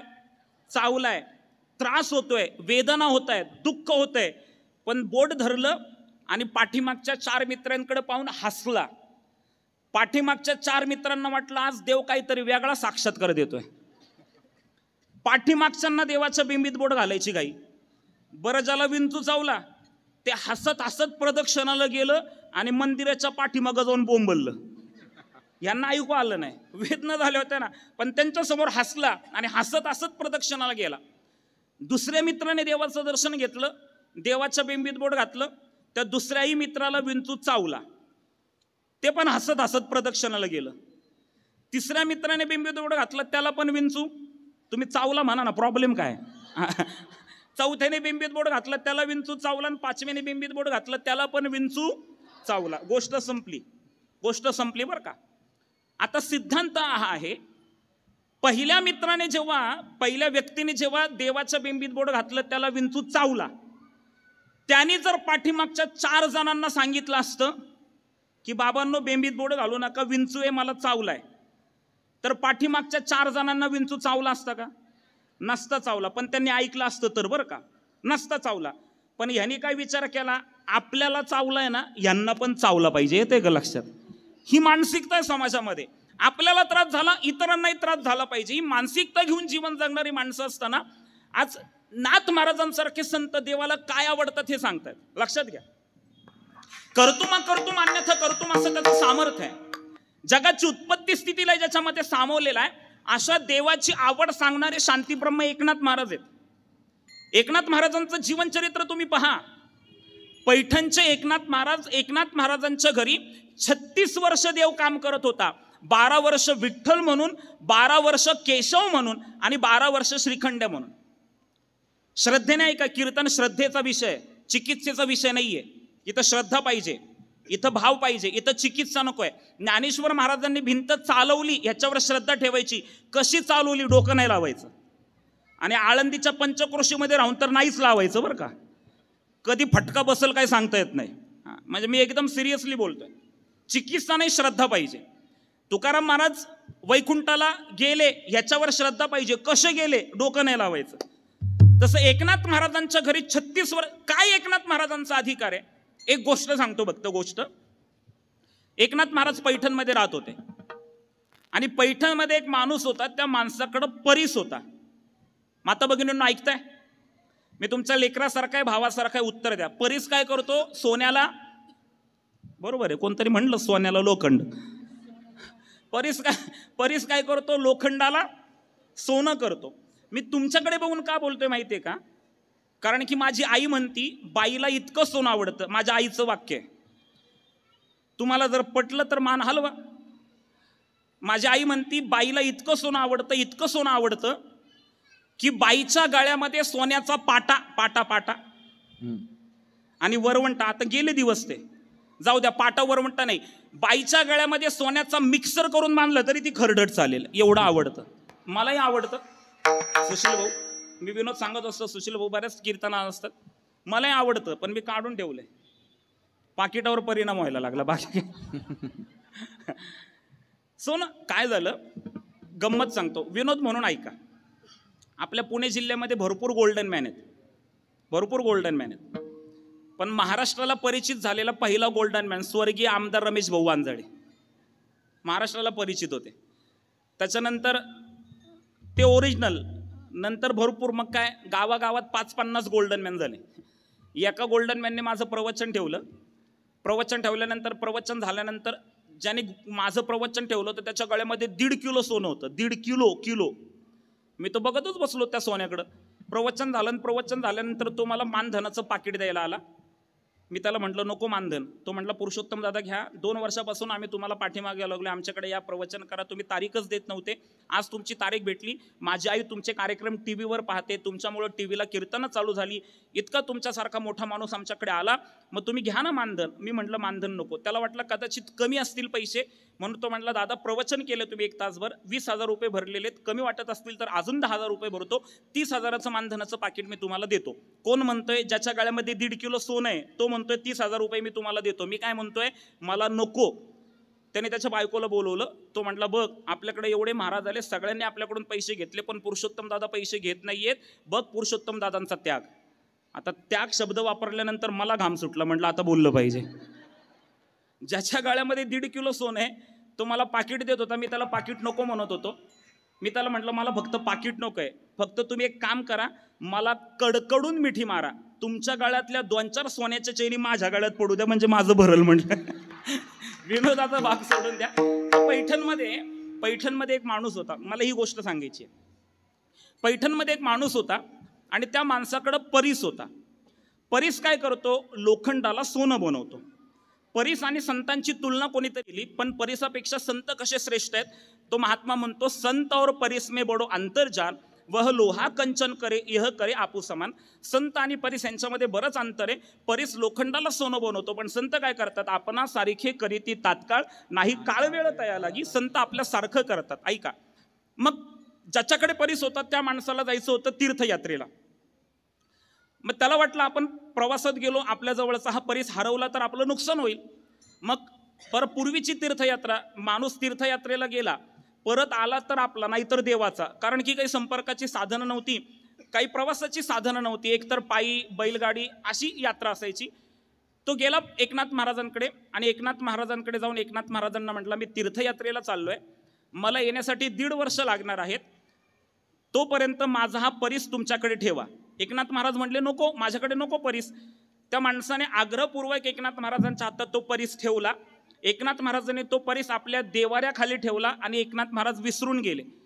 1.5 वर्षानंतर तो माणूस आला, एकनाथ महाराजांकडे गेला आणि एकनाथ महाराजांना म्हटला, एकनाथ महाराज तुमच्याकडे जो परीस आहे ना, माझा परीस आहे, मी 1.5 वर्षापूर्वी तुमच्याकडे ठेवलेला, तो परीस माझा मला देऊन टाका. एकनाथ महाराजांना तेव्हा आठवलं की ह्याने आपल्याकडे परीस ठेवलाय. एकनाथ महाराजांनी त्यांच्या शिष्याला उद्धवाला आवाज दिला. उद्धवा इकडे. उद्धव पळत पळत आला. जी महाराज काही नाही रे, 1.5 वर्षापूर्वी ह्या माणसाने आपल्याकडे एक वस्तू ठेवली होती, ती वस्तू मी आपल्या देवाऱ्याखाली ठेवली आहे, तेवढी वस्तू आण आणि या माणसाला देऊन टाक. तेव्हा उद्धवाला आठवलं. उद्धव एकनाथ महाराजांना त्या माणसासमोरच सांगतोय, महाराज देवाऱ्याखाली काहीतरी होतं बरं का, पण काय वस्तू होती हे मला माहिती नाही. ती देवाऱ्याखालची वस्तू मी देवाच्या निर्माल्याबरोबर, देवाच्या फुलांबरोबर गोदावरी नदीमध्ये टाकून दिली. ऐकते का तुम्ही कीर्तन? परीस कुठं टाकला त्यांनी? गोदावरी नदीमध्ये टाकून दिला. आता ज्याचा परीस होता त्या माणसाला हे ऐकल्यानंतर गुदगुल्या झाल्या असतील का, आपला परीस नदीत टाकला. त्याची तळपायाची आग मस्तकला गेली तो एकनाथ महाराजांना नाही नाही ते बोलू लागला. कसा तुमच्यावर विश्वास ठेवायचा, कसं तुम्हाला महाराज म्हणायचं, कसं लोक तुमच्या पाया पडतात, तुम्ही देवाची माणसं ना. एकनाथ महाराज म्हणले बोलू नका, तुम्हाला परीस पाहिजे ना, मी तुम्हाला परीस देतो, चला माझ्यासोबत. एकनाथ महाराज त्या माणसाला घेऊन गोदावरी नदीवर गेले, कमरे इतक्या पाण्यात उतरले, ओंजळभर दगड घेतले आणि त्या दगडामधला तुझा जो परीस आहे तो तू घे असं एकनाथ महाराजांनी सांगितलं. त्या माणसाने सोबत 2-4 लोखंडाचे तुकडे आणलेले होते.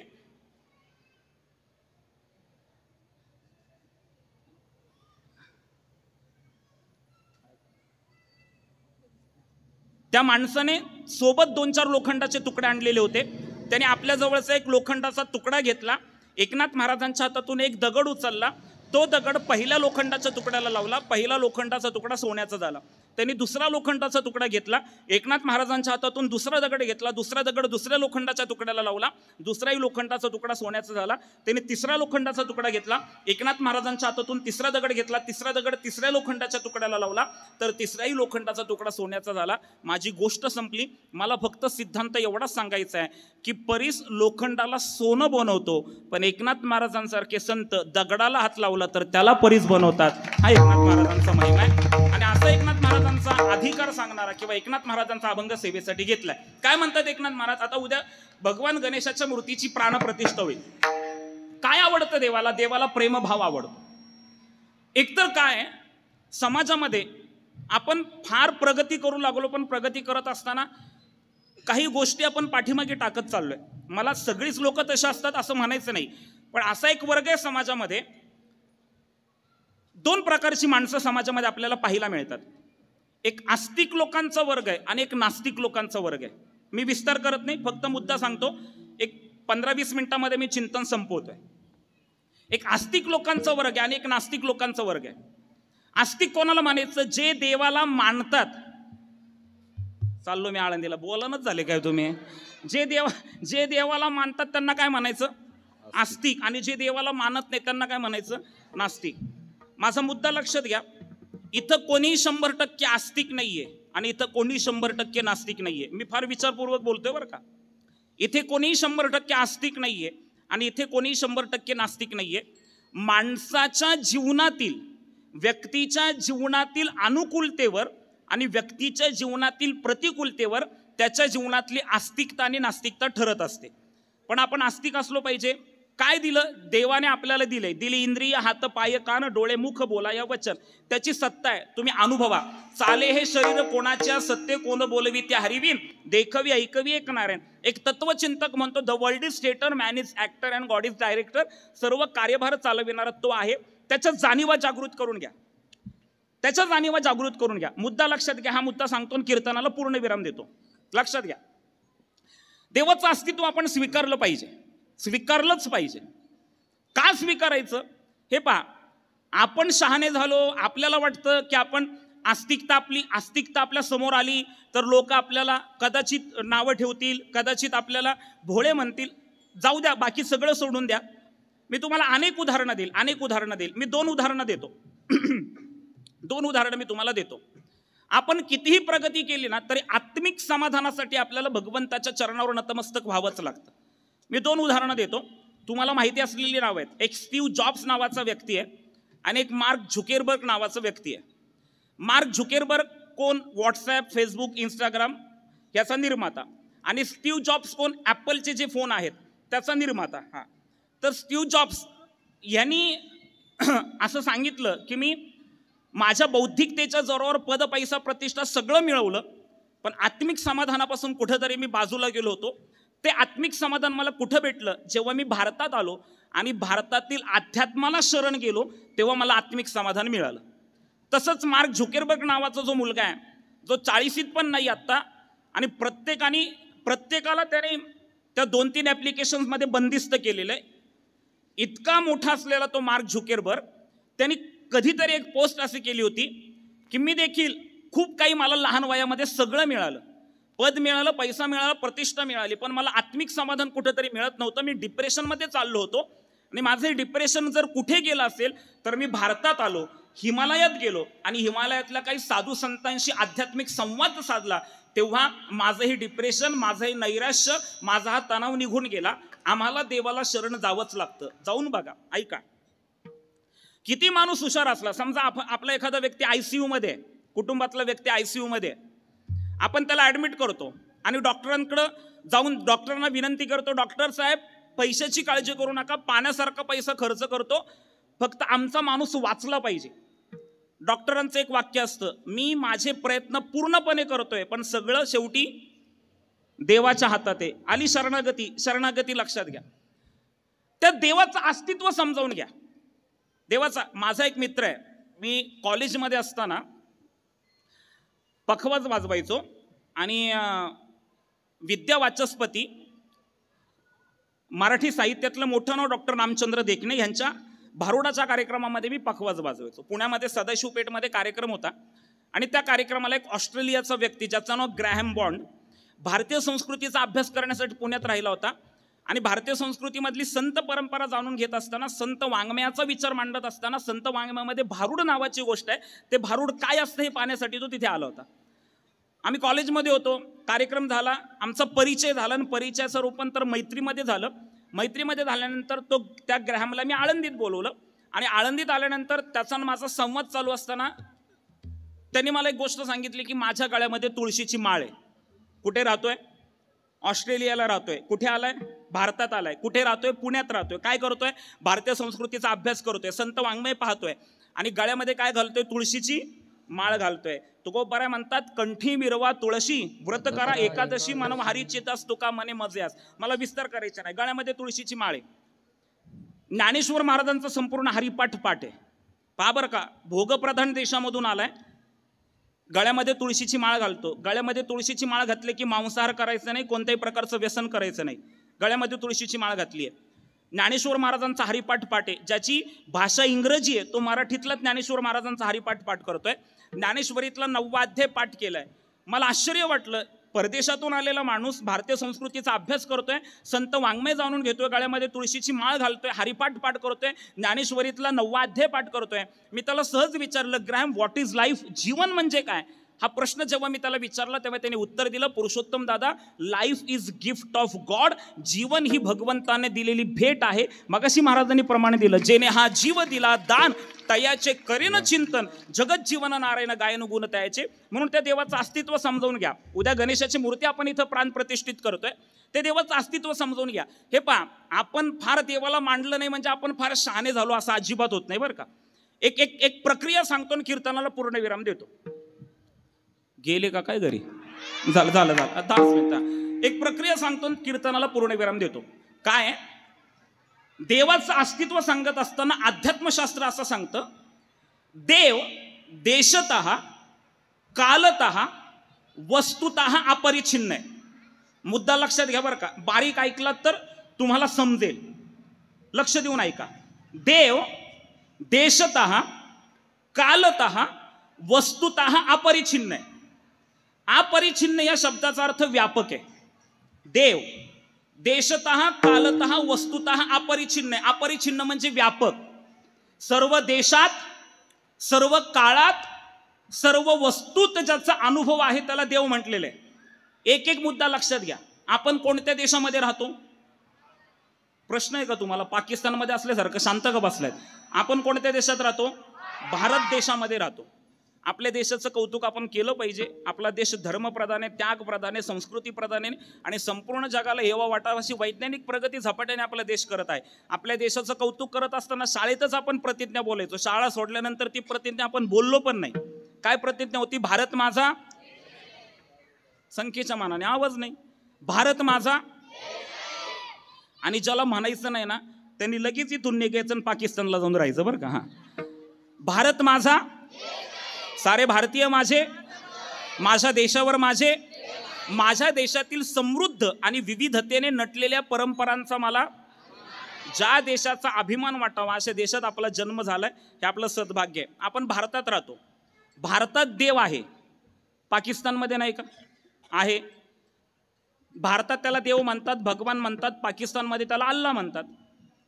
अमेरिकेमध्ये नाही का? तिथे आहे, तिथे त्याला गॉड म्हणतात. असा एकही देश, असा एकही प्रांत, असं एकही राज्य तुम्हाला सापडणार नाही की जिथं देव नाहीये. त्याचं रूप वेगळं असेल, त्याचं नाव वेगळं असेल, पण तो नाही असं एकही ठिकाण नाही. आता आपण कोणत्या गावात आहे? चरोलीत आहे ना. आता आपण चरोलीत आहोत. याच वेळेला आपण आळंदीत आहोत का? याच वेळेला आपण विश्रांतवाडीमध्ये आहोत का? याच वेळेला आपण फक्त चरोलीत आहे. पण याच वेळेला चरोलीमध्ये पण जो आहे, याच वेळेला आळंदीमध्ये पण जो आहे, याच वेळेला विश्रांतवाडीमध्ये पण जो आहे ना, त्याला देव म्हटलेला आहे तो अपरिच्छिन्न आहे. तो देशतः अपरिच्छिन्न आहे. म्हणून त्याला देव म्हटलेलं आहे. सर्व देशात त्याचा अनुभव. वर्तमान काळ, भविष्य काळ. आता पहा, भूतकाळात आपण होतो का आपल्याला माहिती नाही. भविष्यात आपण असणार आहोत का आपल्याला माहिती नाही. आता आपण फक्त वर्तमानात आहे. पण भूतकाळातही ज्याचं अस्तित्व होतं, भविष्यातही ज्याचं अस्तित्व राहणार आहे आणि वर्तमानातही ज्याचं अस्तित्व आहे त्याला देव म्हटलेलं आहे. तिसरा मुद्दा, तो वस्तुतः अपरिच्छिन्न आहे. सर्व वस्तूत देवाचा अनुभव आहे. माता भगिनींनो, प्रल्हादाला हिरण्यकश्यपूने विचारलं, या खांबात तुझा देव आहे का? प्रल्हादाने काय उत्तर दिलं? आहे. तिथे गदा मारली, तिथून देव प्रगट झाला. कोणता अवतार घेतला? नरसिंह अवतार घेतला. म्हणजे देव सर्व वस्तूत आहे. बंड्याला गुरुजींनी विचारलं, म्हटले बंड्या सांग बरं देव कुठं आहे, मी तुला 2 सफरचंद देतो. बंड्या हुशार होता. बंड्या म्हणला, गुरुजी तुम्हीच सांगा देव कुठं नाही, मी तुम्हाला 4 सफरचंद देतो. येतंय लक्षात? देव नाही असं ठिकाण नाही ना. आता एक दृष्टांत सांगतो, त्यांना पूर्णविराम देतो. एकदा काय झालं, देवाचं अस्तित्व सांगत असताना एक गोष्ट आहे, खूप छान आहे, ऐका, आनंद वाटेल तुम्हाला गोष्ट ऐकताना. एकदा काय झालं, गेले का काय घरी? एकदा काय झालं, महर्षी नारदांना लग्न करावं वाटलं. बरं, बुवाला कोण पोरगी देणार? प्रॉपर्टी नाही, गळ्यामध्ये विणा, हातामध्ये चिपळ्यान, पायामध्ये चाळ, अशा बाबाला कोण पोरगी देणार? बरं, दुर्दैव काय माहितीये का, आज मुलीच्या अपेक्षा कमी आहेत, मुलीच्या आईबापाच्या अपेक्षा जास्त वाढल्यात. आणि दुर्दैव असं आहे, आज आपल्या पोटचा गोळा दुसऱ्याच्या हवाली करत असताना आपण त्या पोराच्या कुटुंबाची सांपत्तिक स्थिती बघतोय. माझी एक तुम्हाला हात जोडून विनंती आहे, एक तुमचा भाऊ म्हणून, एक तुमचा लेकरू म्हणून माझं हे वाक्य लक्षात ठेवा. तुमच्या घरात तुमची मुलगी आहे, जिचं लग्न व्हायचं आहे, आणि तिचं लग्न करत असताना तुमची मुलगी जेव्हा तुम्ही परक्याच्या घरी पाठवताना, तर माझी तुम्हाला हात जोडून विनंती आहे, मुलीचं लग्न करत असताना आपली मुलगी दुसऱ्याच्या दारात पाठवत असताना त्या कुटुंबाची सांपत्तिक स्थिती पाहण्यापेक्षा त्या कुटुंबाचे संस्कार पहा. संपत्ती पाहून न देता संस्कार पाहून मुलगी द्या. तुमची मुलगी शेवटपर्यंत सुखी राहील. त्या मुलाकडे संपत्ती आहे पण संस्कार नाही. असलेली संपत्ती नसलेलं सुख संपून जाईल, पण संपत्ती नाही, संस्कार आहेत, नसलेली संपत्ती त्या मुलाकडे येईल. म्हणून संस्कार आणि त्या संस्काराचं जे कुटुंब असेल तिथे द्या. मी मुद्दा सांगत होतो, महर्षी नारदांना लग्न करावं वाटलं, विचारपूस केली, कोणी मुलगी द्यायला तयार नाही. मग महर्षी नारद भगवान श्रीकृष्णाकडे गेले. देवाने येण्याचं कारण विचारलं, नारदा का आलायत? नारदांनी लाजत लाजत उत्तर दिलं, काही नाही देवा, लग्न करायचंय. देव म्हणले, अरे वा, आमच्या प्रांतात यायचंय तुम्हाला, आनंदाची गोष्ट आहे. चला नारदा, तुमच्या लग्नाचा सगळा खर्च मी करतो. मानपान माझं, कापड चोपड माझं, जेवण खाण माझं, तुम्ही फक्त लग्नाला उभं राहा. नारदजी म्हणताय, देवा लग्नाचा सगळा खर्च तू करशील, पण मुलगी नको का रे लग्नाला? देव म्हणले, माझ्याकडे अनेक राजे येतात, एखाद्या राजाला मुलगी द्यायला सांगतो. नारद म्हटले, देवा मला कोणीही मुलगी देत नाहीये.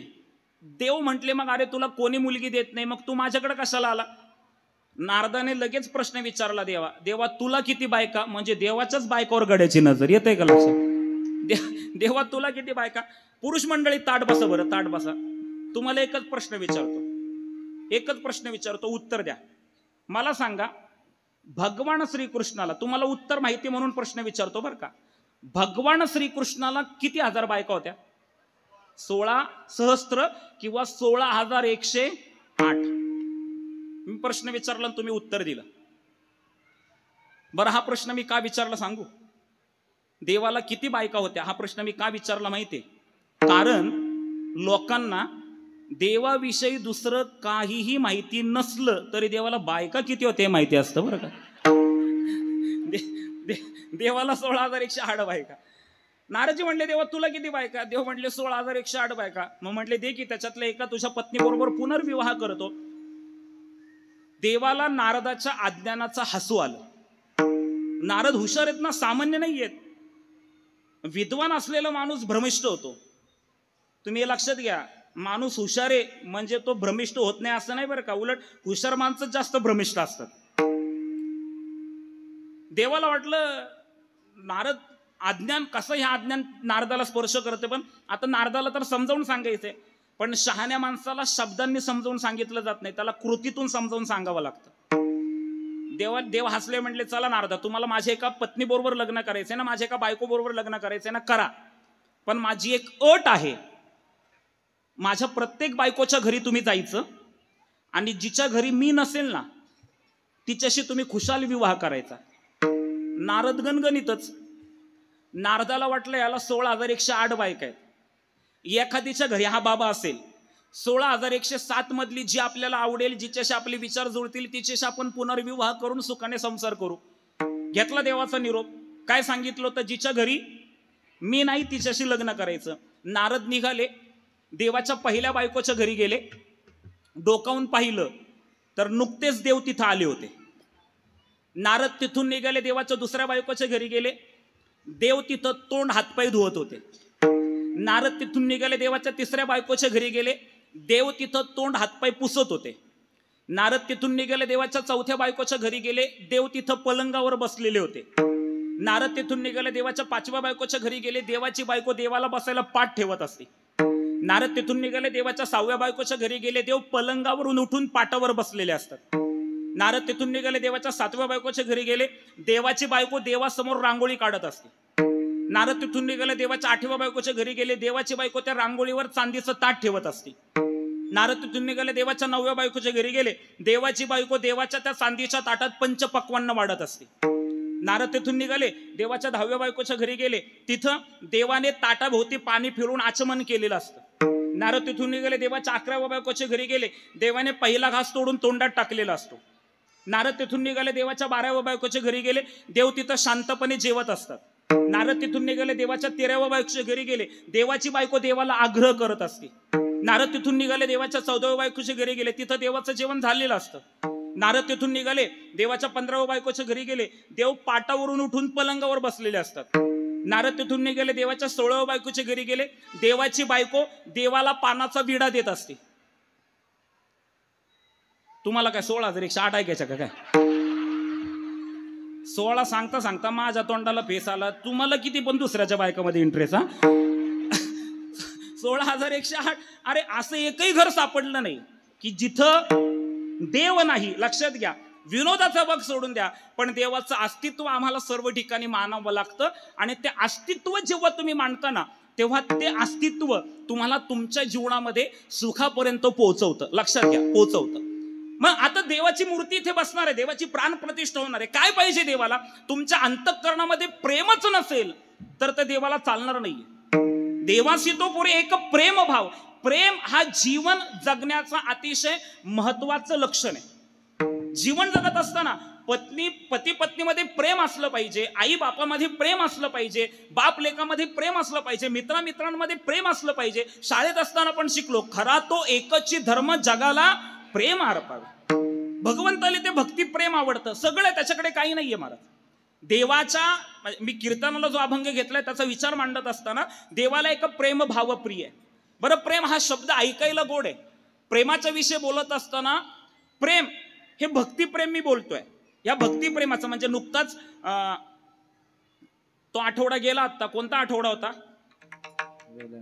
7 फेब्रुवारी ते 14. हा बरोबर आहे, बोलत जायचं, काय प्रॉब्लेम नाही. 14 फेब्रुवारी व्हॅलेंटाईन डे नाही का? व्हॅलेंटाईन डेला जे प्रेम व्यक्त केलं जातं त्या प्रेमाचं मी चिंतन करत नाहीये. मी भक्तिप्रेमाचं चिंतन करतोय. भगवंताला अभिप्रेत भक्तिप्रेम आहे. बरं, प्रेमाने काय होतं महाराज? प्रेमाचा विचार मांडत असताना देवाने सर्व प्रेम केलं. तो प्रेम करतो म्हणून त्याला अपेक्षित प्रेम आहे. देवाच्या प्रेमाचा विचार मांडत असताना देवाने 3 प्रकारे प्रेम केलं. सामान्य प्रेम केलं, विशेष प्रेम केलं आणि अतिविशेष प्रेम केलं. देवाने सामान्य प्रेम संपूर्ण जगतावर केलं, विशेष प्रेम आपल्या नातेवाईकांवर केलं आणि अतिविशेष प्रेम आपल्या भक्तांवर केलं. त्या भक्तांकडून देवाला प्रेमाची अभिलाषा आहे. ऐका, उद्धवाने देवाला एकदा विचारलं, देवा तुला काय आवडतं? देवाने सांगितलं मला प्रेम आवडतं. देवा तुझी ओळख काय? भगवंत म्हणतात माझे नाम आत्माराम, मी आवाप्त सकळ काम, परी प्रेमाला लागी सकामैसी गोड प्रेम तयाचे. मग ते प्रेम देवा उदाहरण दे. भगवंताने उदाहरण दिलं. कुब्जा काय सुंदर होती, तिच्या प्रेमाची मज प्रीती. राधा प्रार्थी मी वनाप्रती, काय विषयासक्ती लागोनी. कुब्जा सुंदर होती का? सुंदर नव्हती, दिसायला कुरूप होती, पण मी तिचं दिसणं पाहिलं नाही. तिने माझ्यावर जे प्रेम केलं त्या प्रेमाचा मी भुकेला होतो. राधेबरोबर मी तासनतास वनामध्ये विहार करायचो. मला विषयांची आवड होती का? नाही, मला विषयांची आवड नव्हती. राधा माझ्यावर जे प्रेम करायची त्या प्रेमाचा मी भुकेला होतो. लाली मेरे लालन की जित देखू त लाल, लाली देखन मे गई मे बी हो गई लाल. नारदांना विचारलं, नारदा देवाला अभिप्रेत असणारं भक्तिप्रेम तुम्ही आम्हाला सांगता का? नारदजी म्हणतात अनिर्वचनीयम प्रेमस्वरूपम. प्रेम हे शब्दामध्ये बांधता येत नाही किंवा प्रेम हे शब्दामध्ये सांगता येत नाही. अनिर्वचनीय. जर तुम्हाला कोण म्हटलं ना आमचं तुमच्यावर फार प्रेम आहे, समजायचं एक नंबरचं लबाड आहे म्हणून. प्रेम शब्द सांगता येत नाही. अनिर्वचनीय प्रेमस्वरूपम. पण तरी देखील नारदांना आग्रह केला, सांगा ना जरा प्रेम कसं असतं. नारदांनी सूत्र सांगितलं, गुणरहितम कामनारहितम प्रतिक्षण वर्धमानम अविच्छिन्नम सूक्ष्मतरम अनुभव रूपम प्रेमस्वरूपम. मग नारदजी हे प्रेम आम्हाला कुठे पाहायला मिळेल? नारदजी म्हणतात यथावरजो गोपिका नाम, गोकुळात जावा हरीने माझे हरिले चित्त, ते प्रेम तिथं पाहायला मिळेल. काय झालं, 2 महिन्यापूर्वी मी पुण्यातून मुंबईला प्रवास करत होतो आणि एक्सप्रेसवेला टोल नाक्यावर गाडी थांबली, गर्दी होती. दुसऱ्या लेनमध्ये एक गाडी आली, मोठी गाडी होती, काळ्या कलरची, काळ्या रंगाची. ती मी बघितली तर माझ्या ड्रायव्हरने बघितलं की मी गाडीकडे पाहतोय. तर मी त्याला तो म्हटलं दादा नवीन मॉडेल आलंय. मी गाडीकडे पाहत होतो. त्यांनी जाणलं की गाडी बघतायत महाराज. तो म्हटलं दादा हे नवीन मॉडेल आले. म्हणलं काय किंमत असेल रे याची? त्याने मला सांगितलं दादा 85 ते 90 लाख रुपये गाडीची किंमत आहे. मी आपल्या गाडीकडे बघत होतो, सरळ बघायला सुरुवात केली. कुठं 85 लाखाची गाडी? पण मी जेवढा वेळ ती गाडी बघितली ना तेवढ्या वेळेत माझ्या एक लक्षात आलं की ती 85 लाखाची जी गाडी होती ना तिच्या पुढच्या सीटवर 2 माणसं बसली होती. एक गाडी चालवत होता आणि गाडी जो चालवत होता त्याच्या शेजारी एक माणूस बसला होता पुढच्या सीटवर, आणि मधल्या सीटवर एक कुत्र बसलं होतं. खरं कुत्र, 4 पायाचं खरं कुत्र बसलं होतं. मला तिथं विचार येऊन गेला, श्रीमंताच्या घरातलं कुत्र झालं, मागच्या अख्ख्या सीटवर एकटं कुत्र बसलं होतं बरं का. मी विचार केला श्रीमंताच्या घरातलं कुत्र झालं तर फिरण्यासाठी किती लाखाची गाडी आहे? 85 लाखाची गाडी आहे. जरा विचार करा, देवाच्या दारातलं कुत्र झालं तर देव आपल्याला काय काय देईल, ही समर्पण भाव पाहिजे बरं का. बरं मी उगाच सांगत नाही, तुम्ही टाळी वाजवावी, माझं कीर्तन तुम्हाला आवडावं असं मी सांगत नाही, मी प्रमाण देऊन बोलतो. महाराजांचा अभंग आहे, संत समागम एखादी परी व्हावे त्यांच्या घरी श्वान यावी. किंवा महाराज म्हणतात तुझ्या द्वारीचा कुत्रा नको मोकलू दातारा. संत तुलसीदासजी महाराज माहिती आहे, संत तुलसीदासजी महाराज ज्यांनी रामायण लिहिलं. तुलसीदासजी महाराज विषयासक्त होते, पण भगवंताच्या नामाने आमूलाग्र बदल झाला आणि संत तुलसीदास झाले. संत तुलसीदासजींचा एक दोहा आहे, प्रेमावर आहे. तुलसीदासजी म्हणतायत तुलसी कुत्ता राम का. तुलसीदासजींचा दोहा आहे. तुलसीदासजी म्हणतायत तुलसी कुत्ता म्हणजे कुत्र, तुलसी कुत्ता राम का, मी रामाच्या दारातला कुत्रा आहे. पहा बरं का, देवाच्या दारातला कुत्रा होण्याचं भाग्य मला लाभले असं तुलसीदासजी म्हणतायत. देवाच्या दारात घेतल्यानंतर मान नाही, पान नाही, काही नसतं, तिथं समर्पण भाव असावा लागतो. तुलसीदासजी म्हणतायत तुलसी कुत्ता राम का, मी रामाच्या दारातला कुत्रा आहे. मोतिया मेरा नाम है, माझं नाव काय आहे? मोती आहे. जुन्या काळामध्ये आपल्या घरामध्ये कुत्रा असायचं, त्याचं नाव मोती किंवा मोत्या असायचं. 2 वर्षापूर्वी माझ्या मुलांनी कुत्रा आणलं आणि त्याचं नाव टॉम्या ठेवलं. तुलसी कुत्ता राम का, मोतिया मेरा नाम है. पुढचा ऐका, तुलसी कुत्ता राम का, मोतिया मेरा नाम है.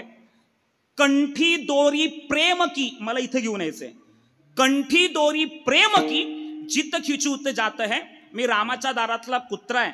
माझ्या गळ्यामध्ये माझं नाव मोती आहे आणि माझ्या गळ्यामध्ये देवाने प्रेमरूपी दोरी बांधलेली आहे. त्या प्रेमरूपी दोरीचं टोक देवाच्या हातात आहे.